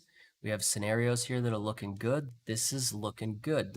The one thing I don't really like about this that is just a little boxy. I mean, usually when you get something where it hits these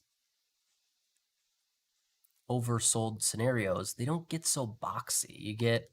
You get the market looking a little bit more in a V shape. I mean, it's fine. It's fine.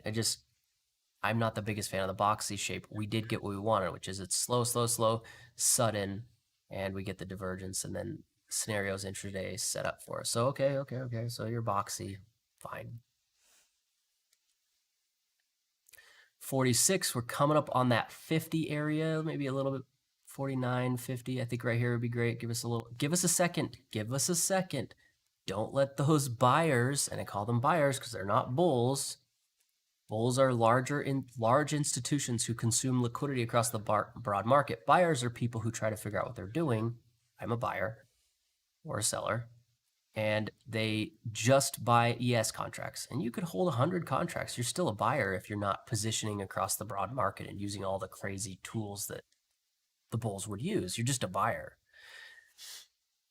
These guys, if there's anyone who held through this, which if you're a retailer who looks at price and, you know, RSIs and stuff, you're insane if you held on to that move down from there. You should have, if you're a retailer, you should have been buying through here or buying through this at a higher low. This is what a retailer, a higher low with some sort of RSI confirmation. And definitely looking at breadth.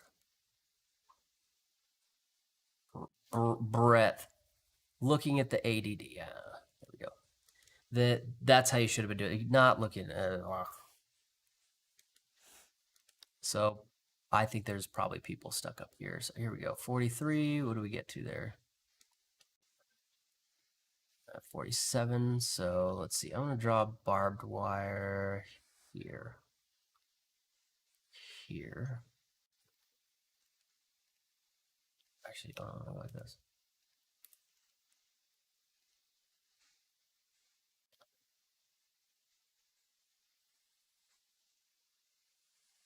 That.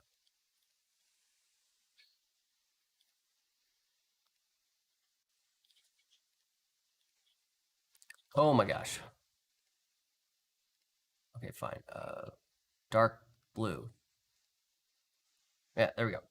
So I think this is going to be the situation. I don't know. There's just not much else to look at right now while this plays out. So we're going to work through how to screw over your enemies. And in this case, the buyer's enemies are, the bull's enemies are buyers. This is the range. So this is about the highest area. And what I was looking at was this pin bar top here. And I'm saying, okay, well, what's the range of the bulls and how far down are we going to have to do to scare a retailer? Scaring a retailer, you just have to have -1 tick, and that scares them. You really don't need more than that. Any red is a scary red. So right here is, you know, if there's a group who picked up on that, maybe they thought, oh, low, higher low, right? Beautiful. They would have picked up there, and these guys here would be trying to trade a trend line or something like that. So they're going to be looking at the TL. And these guys right here think they're smart. That's what's going on there. Look at that. Double bottom. Perfect. And look at how we use price action to really trap in and screw people over. This is how it works. So we have 3 groups of buyers who helped fund this down. I don't talk about these guys so much because I don't really like to pay much attention to poor people who don't have any money or impact or influence or anything. But these 3 groups, nice and easy. And then right here, you see this low? We have the major low. And we see this a lot. I've drawn this out before. You have an aggressive, it's surprising. You move up, you get your front runners, they get stopped, and you move up, and you have your the confirmation traders. They say, well, I need to see it actually advance a little bit. They get stopped. And then what the market does is it takes its time, and then you have your conservative, not politically conservative, just conservative. And then the market moves down, and it gets just on the other side of the front runners, and then we're able to move up higher. This pattern is so consistent after a surprise market. And you can see there's our conservative, and sorry, the front runners, the confirmation people who need to see the new high, and then the conservative folks who need to see the it pays, and then the market topples back down. So then we push back down, and the reason you go here is because all 3 of these buyers need a stop loss, but they're too pansy to use the actual low, so they use the middle area. So if you were long in this area, you obviously put your stop right here. The market, this is so consistent, it's not even funny. And it came back and stopped out those guys. And the whole point here was to generate open interest. So we know the 3 emotional states of traders, which is front run, confirm,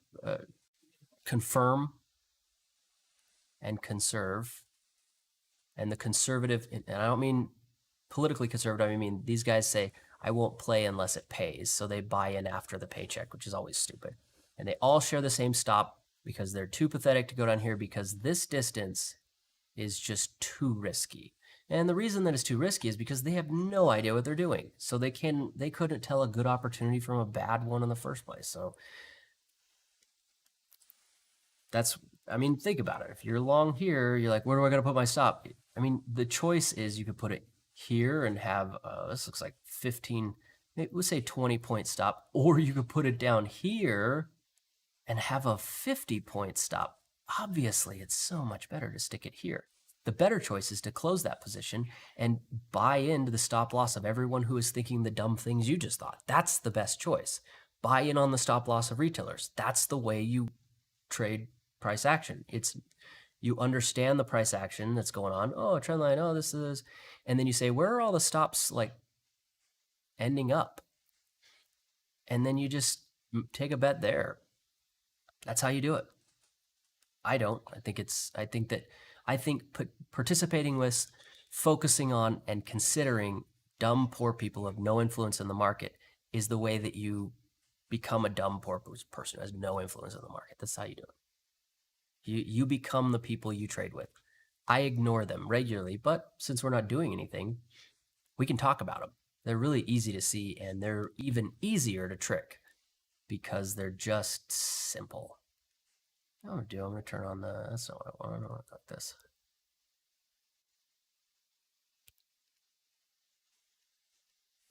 I want this. I'm turning on a grid.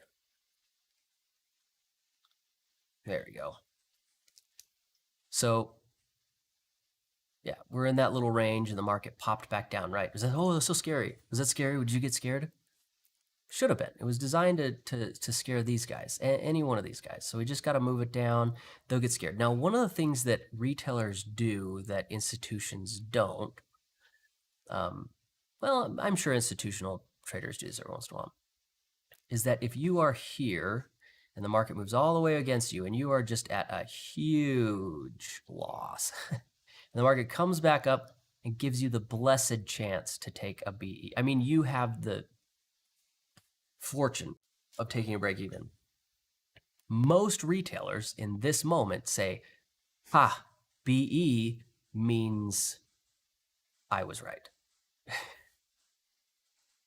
Now, this is interesting because I can model this out and we can track it all next week. This lesson where you have an emotion here, which is pain. Pain is a great teacher. Pain leading to victory.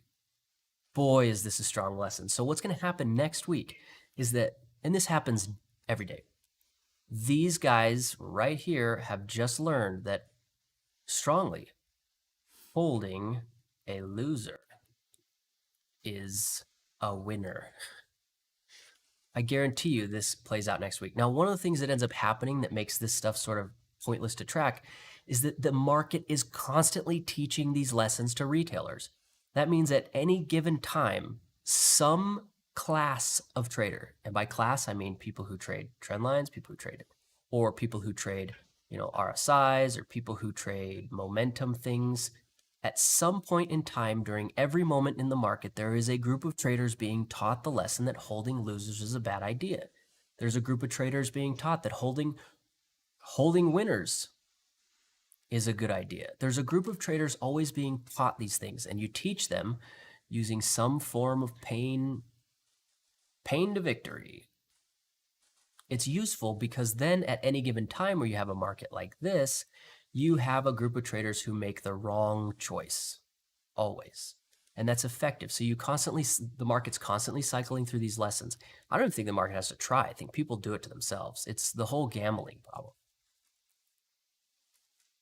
The reason people gamble isn't to win. It's because they want to feel alive, which means losing. And it's exhilarating to take losses. So the problem with gamblers is it's so nice to be able to hold that risk. And people are not, you don't spend your life looking for meaning. No, there's no meaning in life. You're looking for things like that make you feel alive. You're looking for experiences. You want to experience being alive. This is what, when people talk about meaning, I'm looking for meaning in life. This is actually what they're looking for, experiences that make them feel alive. And risk really brings you to life. You really can feel it, especially if it was stupid. The stupider, the better. And that's the gambling problem, is that you have learned that you can use risk to satisfy this latent human craving that most people will experience. And it's good because it helps you do things like take on risk, which is fundamentally important for being useful in society. But when you take it to extremes like that, you end up looking for experiences, and your brain will trick the crap out. Your brain will say, it'll publish, meaning publish, it'll push it to your front. You hear your brain say, good idea. And the unpublished, in the background, it says high risk. And you're sitting there going, well, why would my brain tell me something's a good idea or the right thing to do while just it seems like lying? And it's like, well, your brain's objective here is to get you to experience life, not to make you money. So it will publish what you need to hear to get what it wants. And this is what happens when you live a life of inertia, where you look for momentum to do things. And so you hear good idea in your head, you think good idea, you end up constantly losing money, and you're like, I don't understand why that keeps happening. It's because the market's trying to teach your brain the gambling problem. It says, hey, let's teach their brain that it can feel good to be alive, to experience that. And so this is really important that this process happens. That's why I can mark it out, because this process needs to happen to maintain that hook on, I would say, 90, this is conservative, 90% of traders need to experience that to keep coming back. Because if you don't have the experience of being alive, you stop participating because it's not profitable. And if it is profitable, it's very boring because you don't experience that pull. You just comply with the, what's really going on. You participate. And it is exhilarating to participate, especially on the right side and when you're making money. But you have to fight that off. So these guys are really predictable, and it's because both them and the market want this to happen. They just don't think they want it. They think they're here to make money, but they're not. Their brain has told them to show up so that they can have those experiences. What they would probably tell you is the meaning of life. The meaning of look, nobody cares about the meaning of life. You want to experience life. This is it. When you say the meaning of life, you really mean, I want to know what it feels like to be alive. That's really what you're after. So don't search for the meaning. Find things that let you experience being alive without taking massive financial losses like an idiot. Or take massive financial losses. If that's what you want to do with your money, it's your money, not mine.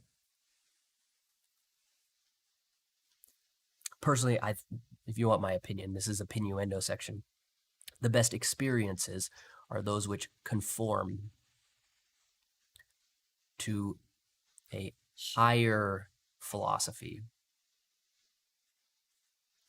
Learning to play the piano. You discipline and you conform to something. You allow a philosophy, an idea, something to change you. This will give you a very good experience of feeling alive. It's difficult getting there because it's like, if this is your experience meter and down here is negative experience and up here is positive experience, getting to being able to play the piano has a lot of negative experience before you finally go positive. But the upside is significantly greater than the downside. And this is the whole Cain and Abel philosophy, which is you can sacrifice now to get awesome later.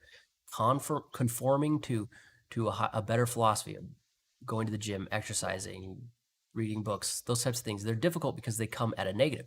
Risk, on the other hand, shoots straight up and then drops down through this. So you get this initial experience of being alive, and then you are dead. And so you could die inside. You just totally die because you have taken such an egregious amount of risk that it just destroys anything past that. So you have to avoid those. I think that it's things that tend to have discipline to them that are hard. Things that are hard to do, you should learn to love. And then as you get those things going and you gain skill, you end up feeling that, like, how do you feel like you're alive? Improve. Then you will. It's the only way to do it, in my opinion. It's just me. You guys do what you want. I know nobody listens to me anyway, so. All right, so we're moving down. We've moved down a little bit out of the box. You know, I was thinking we didn't really need to deal with these guys a whole lot. We have our, I'm going to mark out that bearish position again. And I'm going to mark it over here because while I mark out tons of charts and I use a ton of charts, I like to look at, I think in ES. I'm imagining that majority of traders think in some particular security. I think in ES terms. Everything in my head is ES. ES, ES. I actually started in the Forex. But that became apparent that it was not what I thought it was. And then I moved on to I went from the Forex to the ES. It took me like, I don't know, 3 months. And then I discovered the ES. And back then, when I first started, I remember I was working with a guy and he talked about the future. So we had the future, I think it was the E, and then we got the ES. And this was the small version. It was the little one. And only crazy people traded the E, and now that we have the ES, we now have the ESM, and this is the small. And only crazy people. This is one of the maneuvers the market does, is creates a tiny contract. This shoots volatility through the roof, and it never comes back. And the same thing happened when the ES came out. Volatility went up, and it never came back because people could all of a sudden trade the little tiny ES contracts. It was only $1,200 to hold a ES contract. Holy cow! People holding the full E were at like 100,000 or something stupid. And we're on the exact same road with the ES and the ESM. The only difference is that the ESM has limitations. A lot of the time, and I don't know if this is universal across brokers, but a lot of brokers will only allow you to hold 10. And 10 ESM equals 1 ES. So they're saying, well, if you're willing to hold the full contract, you need to go trade the full contract. You're like, well, what if I want to hold 11? I don't know. It's a ridiculous cap, but I think it is only a limitation on retail. I do not think it is a limitation that anyone in the institutional world deals with at all, because they're still trading the ES. I don't think institutions are trading the ESM, if not strictly because there are size caps. All right, have some comments. Sorry, I'll read through. Matt says, as we look at the various indicators and try to determine the probabilities, what do we weigh in as more important? The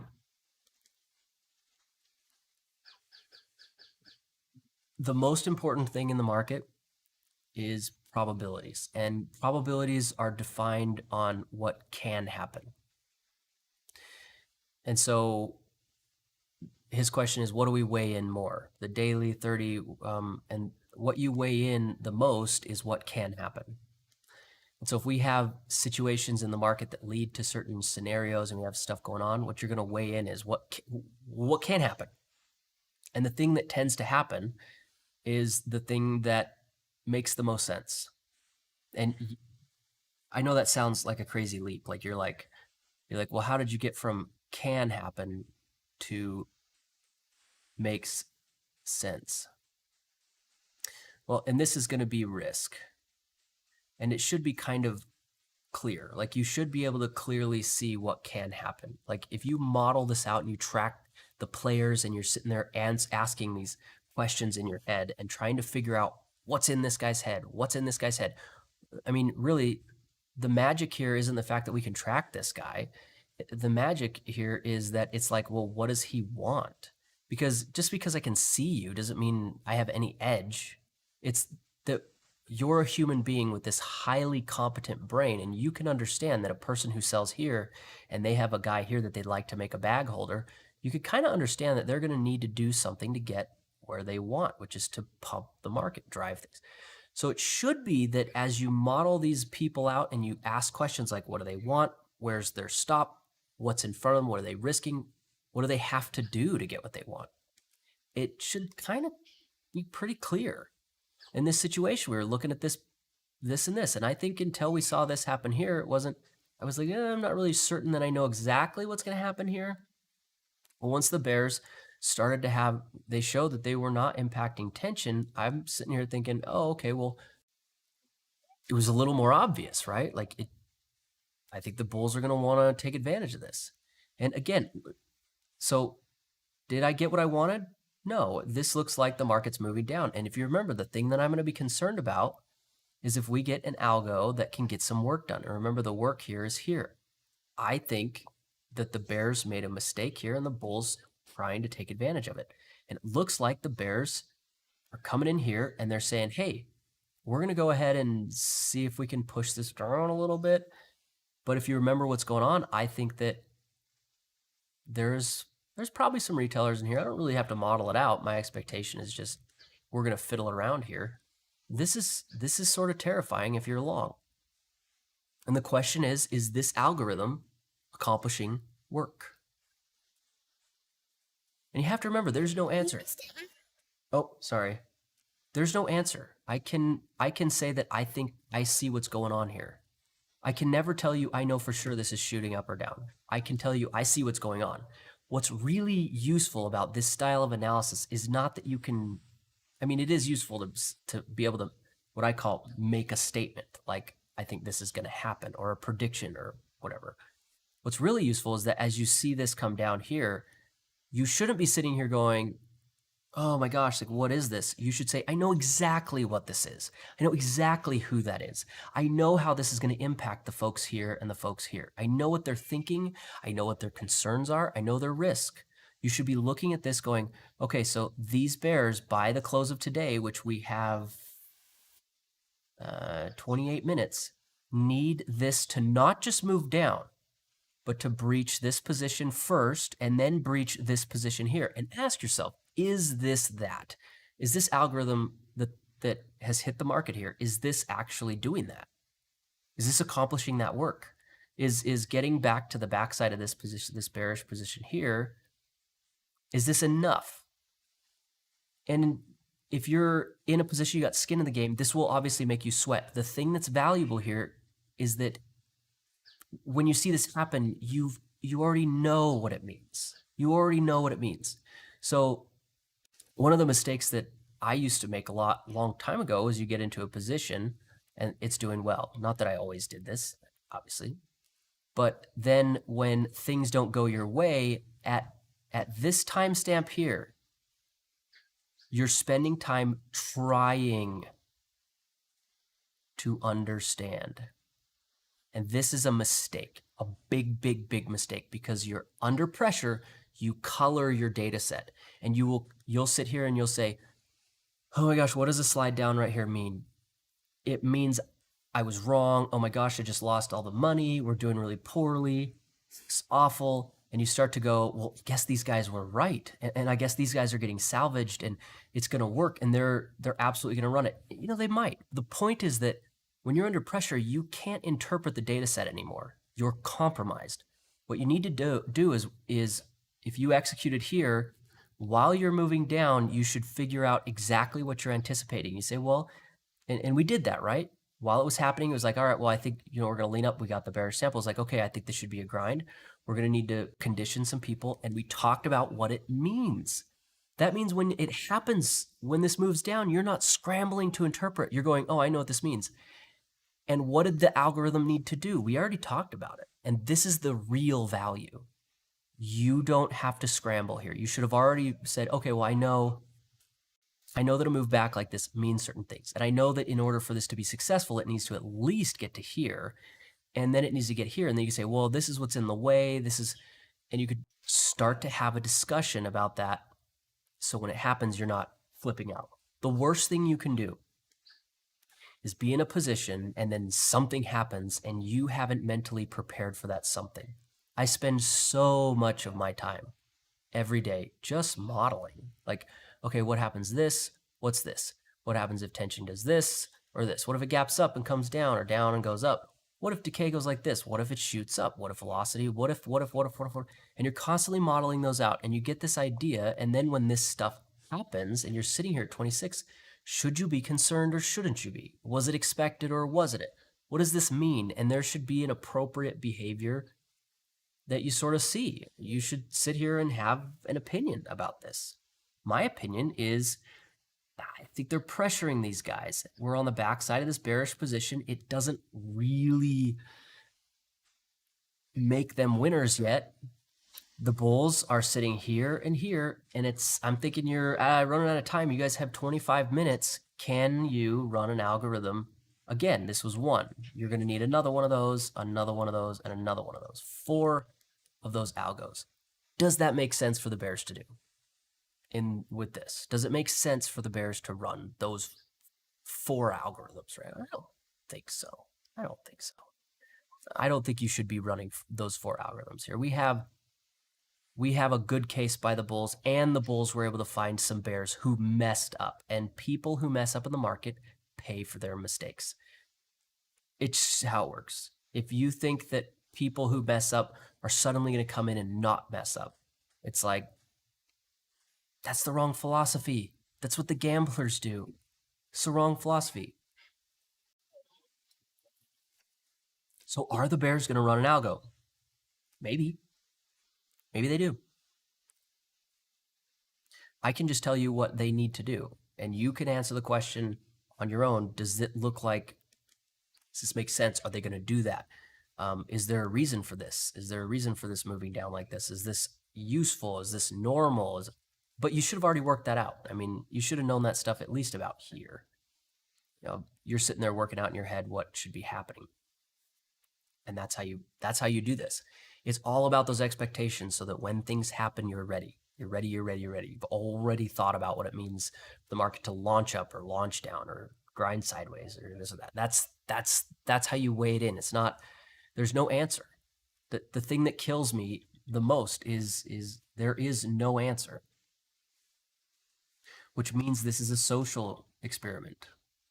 There's just no answer. We learned that there were answers in school. There's no answers. This is just people fighting with each other in an intraday aspect anyway. This is people fighting with each other over positions. It's getting liquidity. You need to just understand what's going on and participate with the group that you like the best and anticipate the things that are coming up so that you're ready for those things. And your incredible edge is the fact that you can interpret things as they're happening instead of being like a signal chaser where you just wait for signals and then you run after them.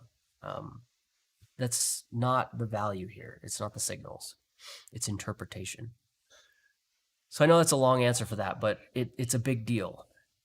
I know it's like, well, which one do you weigh in more? And I'm like, I just look at what's going on. You look at what's happening here and you ask yourself the question, does this make sense?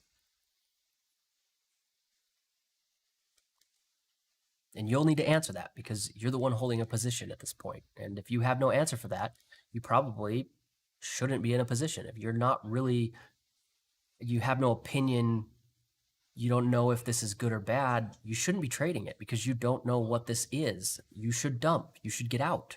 But if you're thinking, well, I think that, you know, this is just the bears trying to scare some buyers out or deleverage a position before the bulls come in and liquidate them. Or if you're short and you're like, well, I think this is, they're pushing this down and they're going to, you know, take some time and then run an algo and down. It's up to you. Need to interpret this because you're the one holding the risk. So ultimately, you're the one who reaps the reward or the loss. I'm just trying to model it out for you. I have an opinion clearly about this, but you need to have your own opinion. Then that's how you weigh it out. Law of Axis says, hey, how did you remove prices on your flex grid? Oh, a technical question. It was very simple. I squished the boxes too small. They just went away. I actually wanted them there, but when you make them a certain, see this one has it, I just made them a little too small and Thinkorswim went ahead and helped me out there, which help I did not want. Oh, by the way, my opinion is no. I don't think that this is moving down. I think there's too much. Okay, so based on your expectations, strangles for the end of day seem like a good play. Somebody thinks so. Somebody's definitely thinking so, that there's just going to be a volatility move. Yeah, I think it could be a good play here because if the bears end up taking this down, that's going to mean a lot to the bulls. It's going to break down, it's going to really break it down. But to the upside, if the bulls can drive this up, yeah, I think that Monday or Sunday there would be. The problem is that if you pay too much for a volatility play like that, it may end up that there's not enough volatility. So to make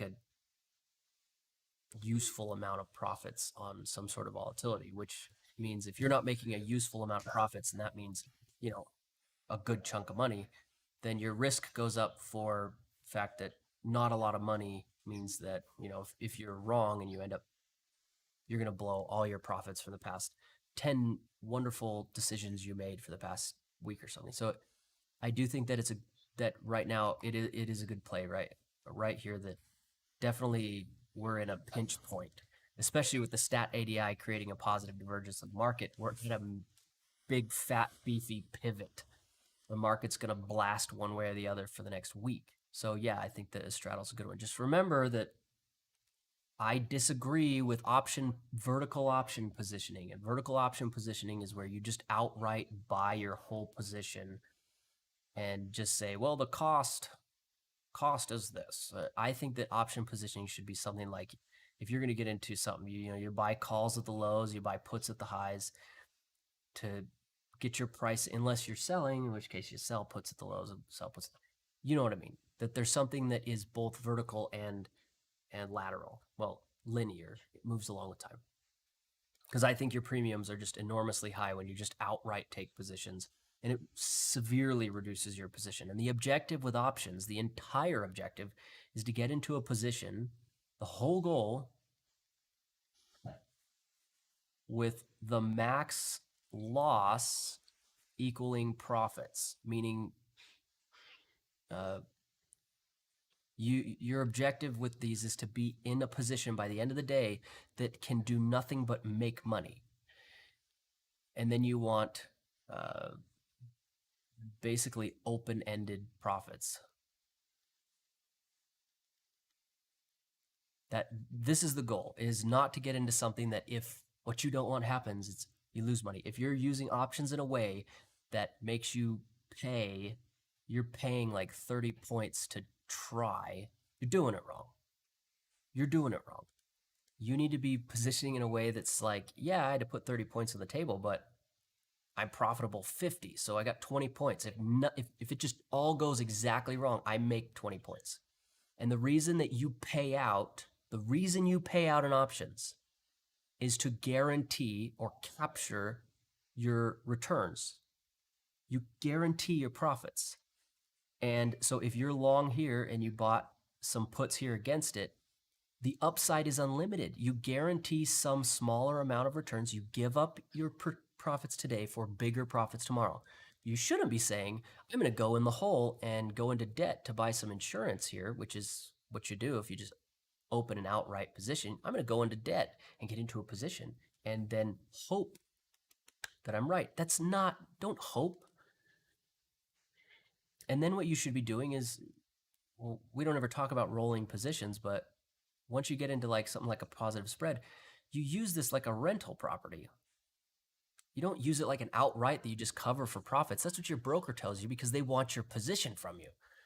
You use it like a rental property. You leverage the fact that you own guaranteed profits and you rent that out to people who don't understand how things work. And you use that as a tool, and you're always using your returns that you've captured to leverage, basically like rent. You rent it out in the future. You want to roll your position to make sure that you're constantly capturing profits larger and larger and larger and larger.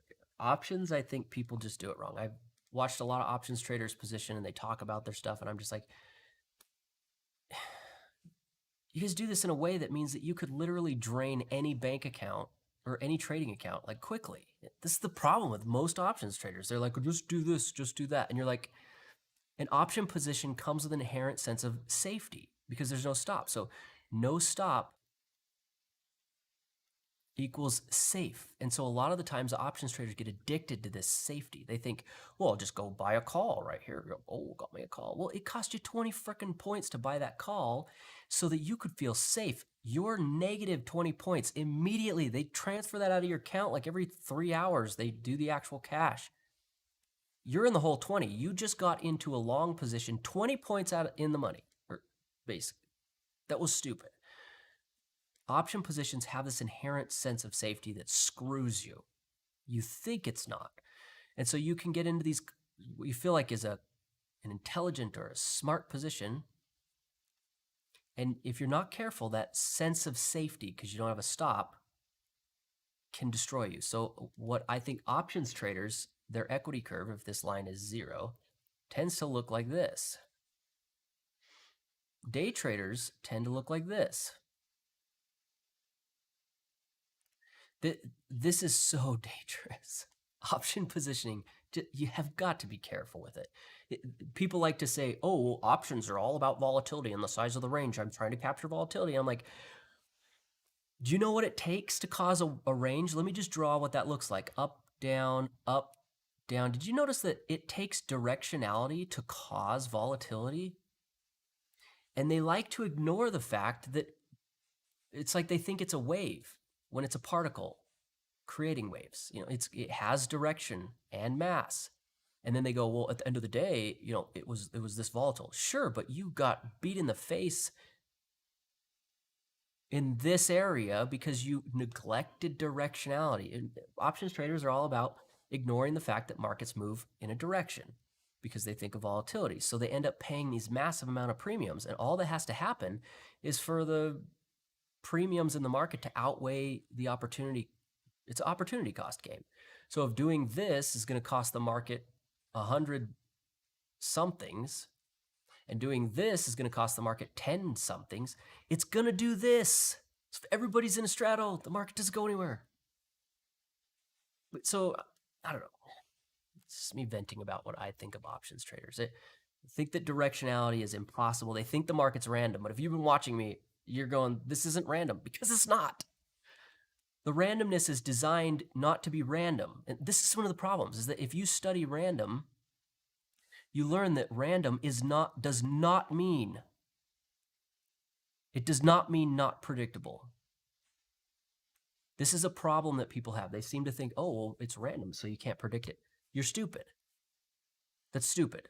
Random is much more predictable. It is predictable. We are so good mathematically. We've figured out randomness so well. What they mean when they say random is that you get it wrong often. Then they say it's random. Guys, it's random. It's like, wait a second. If you take any day trader and you looked at their trading history, there's two phenomena. The first one is you are like 80% of the time, for some reason, you get stopped out. 20% of the time, you make 5 points. 80% of the time, you lose 10 points. It's like, wait a second. So you were able to you predicted the market. The other one is that 80% of your profits are wiped out by 20% of your trades. Wait, so 80% of the time you predicted the market. The thing that you learn here is the market's not random. The market is countering you. It's not random. The ability to not predict what's going on is a function of misunderstanding what a market is. Markets are designed to do one thing: make money, not represent the economy, not show the relationship between interest rates. And it's not here for you. It's here so that BlackRock can make a bunch of money on the securities that they provide. It's here so the large, massive hedge funds and institutions who are highly connected and political can make a bunch of money. It's about money. Money, money, money, not signals, not randomness.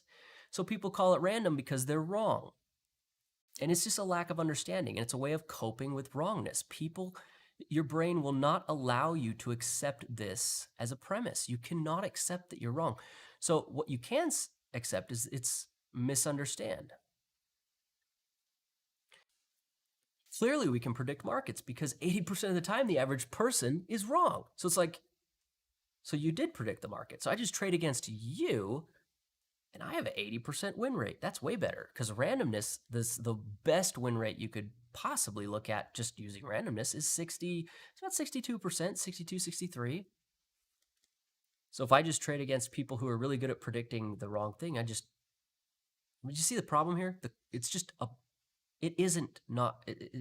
predictable. It's predictable.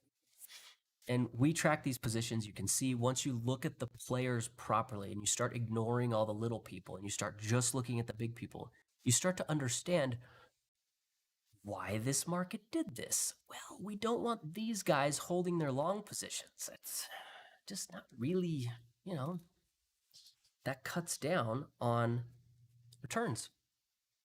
Also, we want to shake anyone who happened to be wrong. I disagree with that.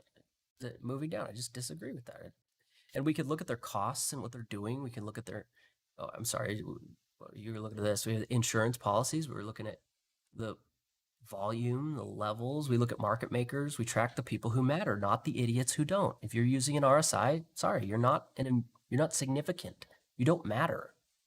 They don't trade signals. They trade liquidity. And you know my philosophy about liquidity. Liquidity, how reliably you can, well, it's produce open interest, but it's make people wrong. And if you're really crafty, you'll realize that the liquidity problem is also the politics problem. You use trust as your currency. Essentially, when you want to get something done politically, typical politician betrays trust. So the person you trust the most in politics is now empowered to use your trust as leverage to accomplish things. It's not about betraying you. It is, but it's essentially the politics problem. This is liquidity. And a good politician can get a lot of people's trust very quickly and then betray them and then get that trust again. It's exactly what brokers do. They get you to trust a signal. Oh, look, it's a buy signal. Oh, look, it's a buy signal. Oh, look, it's a buy signal. 10,000 people trust it. Now I have 10,000 contracts of open interest I can sell. It's about trust. Liquidity is about trusting signals instead of understanding what's going on. It's the political problem. Betraying trust is the method and mechanism of developing and generating reliable liquidity. Why would I make such a statement? It's pretty simple. If an institution comes to you and says, hey, we need some orders, you need to be a professional. And a professional is somebody who can reliably get results. It's not someone who could say, well, I think I can find that. They can say, I can guarantee you 10,000 contracts per month on the long side at some standard deviation of price. And the institution says, I like that. All right, we'll pay you a commission, or they're going to pay you really well to reliably get those results. That's how it works. So it's the reliability here that you need to focus on, not the results. Wait, you're telling me that they're selling liquidity and they're professionals? That means they're guaranteeing it, which means this is a known process. This is a function of manufacturing a product, not a function of some weird emotional game they play. This is an old product. That's why it's like I can predict this thing because they're manufacturing liquidity and selling it on the open market that you can't access to people who are the highest bidder for that liquidity. It's manufactured. It's a process. It's formulaic. It's amazing. So when you look at this stuff, you have to remember that the process here is trust and betrayal, and that it's not like a happenstance thing. It is a very planned and very structured thing. It's so reliable. It's so reliable. In fact, it's worth trillions of dollars, and it works, and it works, and it works, and it works, and you start. So hopefully, I've gone way over the top in answering that question. Okay, so look at this. We pushed up, and now we're coming back down. This is rough. These bulls here, we had the pressure, we got the pain here. It was tough. And finally, it was like, oh, okay, cool. We're not too bad. And now the bears are running an algorithm, and that algorithm is pushing down to 23, 22. It is in this area. I know that the bar hasn't, but it is in this area. These bears are doing a final push into the close. Can they push that? I don't know. I think that the bulls have a good situation here, and I think that the bears messed up, and I think that mistake is creating a lot of opportunity to the upside the bulls will want to take advantage of because that's what they like to do. But these bears are not giving up. They keep trying to slam this down. And I'll tell you what, these nice quick moves down are shaking your confidence. And I don't even like it. Personally, I think because the bears, seeing this come down, give us some pressure, move back up and shoot down like this. If I was here, I would probably go, there's a good chance. I'm not sure I want to hold over the weekend though for it. I definitely think there's upside potential here, but at the end of the day, people rebalance, things clear out. With 4 minutes left in the day, you have to really believe that these guys here are the ones who are going to win. I still disagree with them. 27s were right about here. I still disagree with this idea right now. But this is really putting you on the spot. And if you don't have an idea about what you think is going to happen, this is going to shake you. This is going to shake you out. And whether win or lose, the point isn't that you won or lost. The point is that this is pressuring your view of the market, or maybe it's supporting it. Maybe you think this is, the bears are definitely going to do that. Okay. If you don't have that already set up in your head, you won't survive a move like this. The algorithm will get its job done, which is your misunderstanding, is equal to the liquidity generated by an algo. Okay, this is just true. So this push down, if it doesn't matter if you're long or short, the point is that you will misunderstand this, whatever this is, and you will generate that liquidity. Moving into the close, into the Friday's close, this is terrifying. If you don't have insurance on your position, if you're not sure what's going to, and I think this is a good proposition, but the bears are still the ones who are dominating this party. So you cannot sit here and think this is teeth. And this is getting down to 21. We're at this.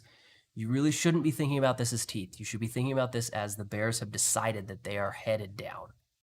I would not tolerate a move down under here. I won't. Don't do it, because we weren't supposed to see that. If the bulls are going to take advantage of this, they should not be seeing pressure on this. A lot of the other times I'm sitting here yelling teeth, but that's when the bulls are in charge. This one, they got some good positioning, and they're going to be able to run. They should have been able to run this up higher, I think. It got right up here, real close, right on that bearish position we had here. I guess the bears have just decided that now they're going to run some algos. Are they going to be successful? Again, they need to both run this out and this out, or it's going to be a problem. So I wouldn't be holding on to this. This isn't the behavior I want to see out of the market. It is not meeting my expectations. I would not hold on to this position. I would let it go and come back next week. Yeah, we worked this out already. We figured out that this isn't, we don't have a bullish market here. It's no teeth. I'm not thinking about teeth. So they're headed down, and this is a predetermined thing that you should have already decided. You shouldn't be making this decision in real time. We already knew. So they ran a little here, it pressured, and now into the close, we're seeing a real strong push down. The bears have decided, hey, we're going to go for it. 12, 10, we're getting under this position, and this is going to make you sweat. So in 1 minute, market's going to close, and what we're going to find out here is if this was algos to just pressure this, in which case the market will reopen after the market closes and be like up here, which don't hold for. Do not hold your breath for this, because this looks like teeth. This looks more like the bears just decided to wait right into the close. This is not expected. So no teeth. How many times is this? No teeth. We're not doing teeth on this one. This is bears doing their best. Their objective here is 30, probably 37.80, I'm guessing. There. See, so this is the huge algo we were concerned about. So hopefully you see that the point here of working through this and modeling this out was not so that we could predict it was so that when stuff like this happens, you should not have been scrambling here. You should have said, oh, well, yeah. And then we start to see it slide down. You should say, that's not what we really were expecting. Yeah. I mean, I don't know. I wasn't participating in this, but if you could have got break even or a little bit, that's good. That means that you understood what was happening and you reacted accordingly. You knew what the bears were after. They're after this low. So those algos hitting right now. Yeah. I think the bulls could have done more, but remember, the bears are the ones who are in the driver's seat here with this. So that was a lot of pressure, and they didn't get through. They didn't seem to get through the low. Whew. Rough. Let's take a look at the stat ADI. So the market just shut down. We're going to look at the stat ADI. See. And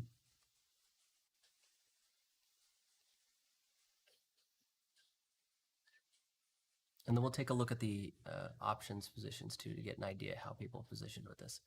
Okay, so you see that, big old move down, stat ADI, nothing. That is ridiculous. So statistically speaking, this market is positive, while that we see a huge algo going down. Now remember, this is a big pivot spot. I think this was the spot that I'm looking at the most. This is, so getting this whole thing betrayed, I'm not going to sit and chase this thing around. You don't sit and chase this around. Once you get all the things you're looking for, you get what you wanted, you say, that's the spot, not going to sit and chase this around. But that is interesting to see the market do that and then have the stat ADI say, yeah, whatever. Looking at the options here, let's take a look at what we can see here. We have, this is interesting, a bunch of in the money. Sorry, those are way out. That's not interesting. This is not interesting. Nothing happened here. I suppose those two could probably be against each other. We had a little bit of this calling, and I've been thinking these guys who are doing, whoever is doing this is probably selling calls, thinking the market's going to stick in some sort of range or something like that. But no in the money, this or that. We have this one right here, which is, or sorry, not that one. It was here. This. So this position is insured already. So pushing down below here is going to be difficult because they already got a major position in there and they hedged it. So the market needs to find somebody else. We did have bulls into the close. So we do have somebody who, if we're not paying attention, could potentially be bag holders. We're looking at this, and I think if they're going to get it down through here, this will become an issue. So we still have a little ways to go, sitting at 38.07 and stuff. They didn't really get that work done, did they? Oh, it's so irritating to see. They rush as fast as they can right down to the lows and then into the close, can't quite pull it off. Great. Good job. You jam the market down for nothing. I disagree. I think this is dumb. I think this is coming back up. I think that this huge algorithm was really painful, and they didn't get it done. They didn't get it. Remember, the whole thing was you need your algorithm to go down and through the lows.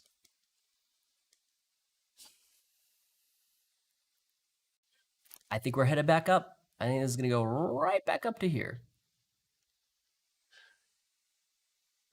When? I don't know. But I think that probably Sunday's open, we're going to have this pop back up. It's going to hit that level. They didn't get the work done. It's about the work. You got to push the lows. They should have got this down through the lows if they were going to win there. I think they ran into the insurance problem. This position is insured. It's not going to pay out. And then they also ran into the problem of Friday. These guys probably dumped their positions going, oh, here's the algos. Remember, we were talking about it. And they said, well, we're going to just get out into the weekend. And then the bears couldn't accomplish the lows. So I'm not going to do anything with this. My expectation was to see this sort of grind up, a little bit of trouble, and then we move higher. Everything was fine until we got here. We saw the algos come back down, and then it was like, nope, I don't want this anymore. And then they clearly, I think, saw that and drove this down further. So for me, this just got put into sort of a neutral state. neutral state, which is bad for the bears because I think it's going to mean the market's going to move back up on the algorithm cash they just injected. But it's not going to move up because it's bullish. It's going to move up because this was dumb. It didn't do the job. It didn't get it done. So I'm anticipating Sunday we get to 38.40. And then the market needs to seriously consider whether the bulls or the bears are going to run this market, because right now it looks to me like the bears just tried really, really hard and failed to accomplish their work. But I'm not going to do anything with it because this isn't the kind of thing I want. I want to participate with institutions, not with markets sort of recoiling around, especially into a Friday. So nothing here to me. This went neutral. If it had gone lower, I would have said bearish. I would have said, oh, they blasted that out. We're headed lower. If they had failed to push that low, I would have said, all right, the bulls are going to take advantage of this. But getting it into this really irritating zone here is just going to make that neutral. And maybe it's because there's a bunch of people who are, I don't know, selling calls and puts. And so it's more advantageous to sort of be a neutral market. I don't know. But that's where I'm at into the close. I'm not anticipating either direction, but for Monday, I think we're going to be running a little bit more neutral sideways. And since the bulls couldn't pull off what they're wanting, I'm neutrally bearish. I hate being bearish. We could see this pop up, but the bears have, I think, just established themselves as saying, we're still here. They didn't lose their root position for today. They were able to defend it. Probabilities are still down with the daily and the 30. And so Monday, we're going to be looking again at a similar open to today, which is we're going to be looking to see what the bears can pull off. They need to get work done, which is pushing new lows, blasting out counter positions, and pumping tension in your favor, or at least organizing it in a way that's in your favor. Tension, 22%, plenty of room. They can drive this down 100 points tomorrow, and that 22 could pull that off before we get too extreme. So I'm neutral to bearish. I not hold along. I don't like what happened here, but that's where we are. All right, guys, I hope we set that up, and I hope nobody get caught on the backside of that algorithm. That was a doozy into the close. Did not expect that. Maybe that's why they did it. Okay, guys, I'll be back on Monday. See ya.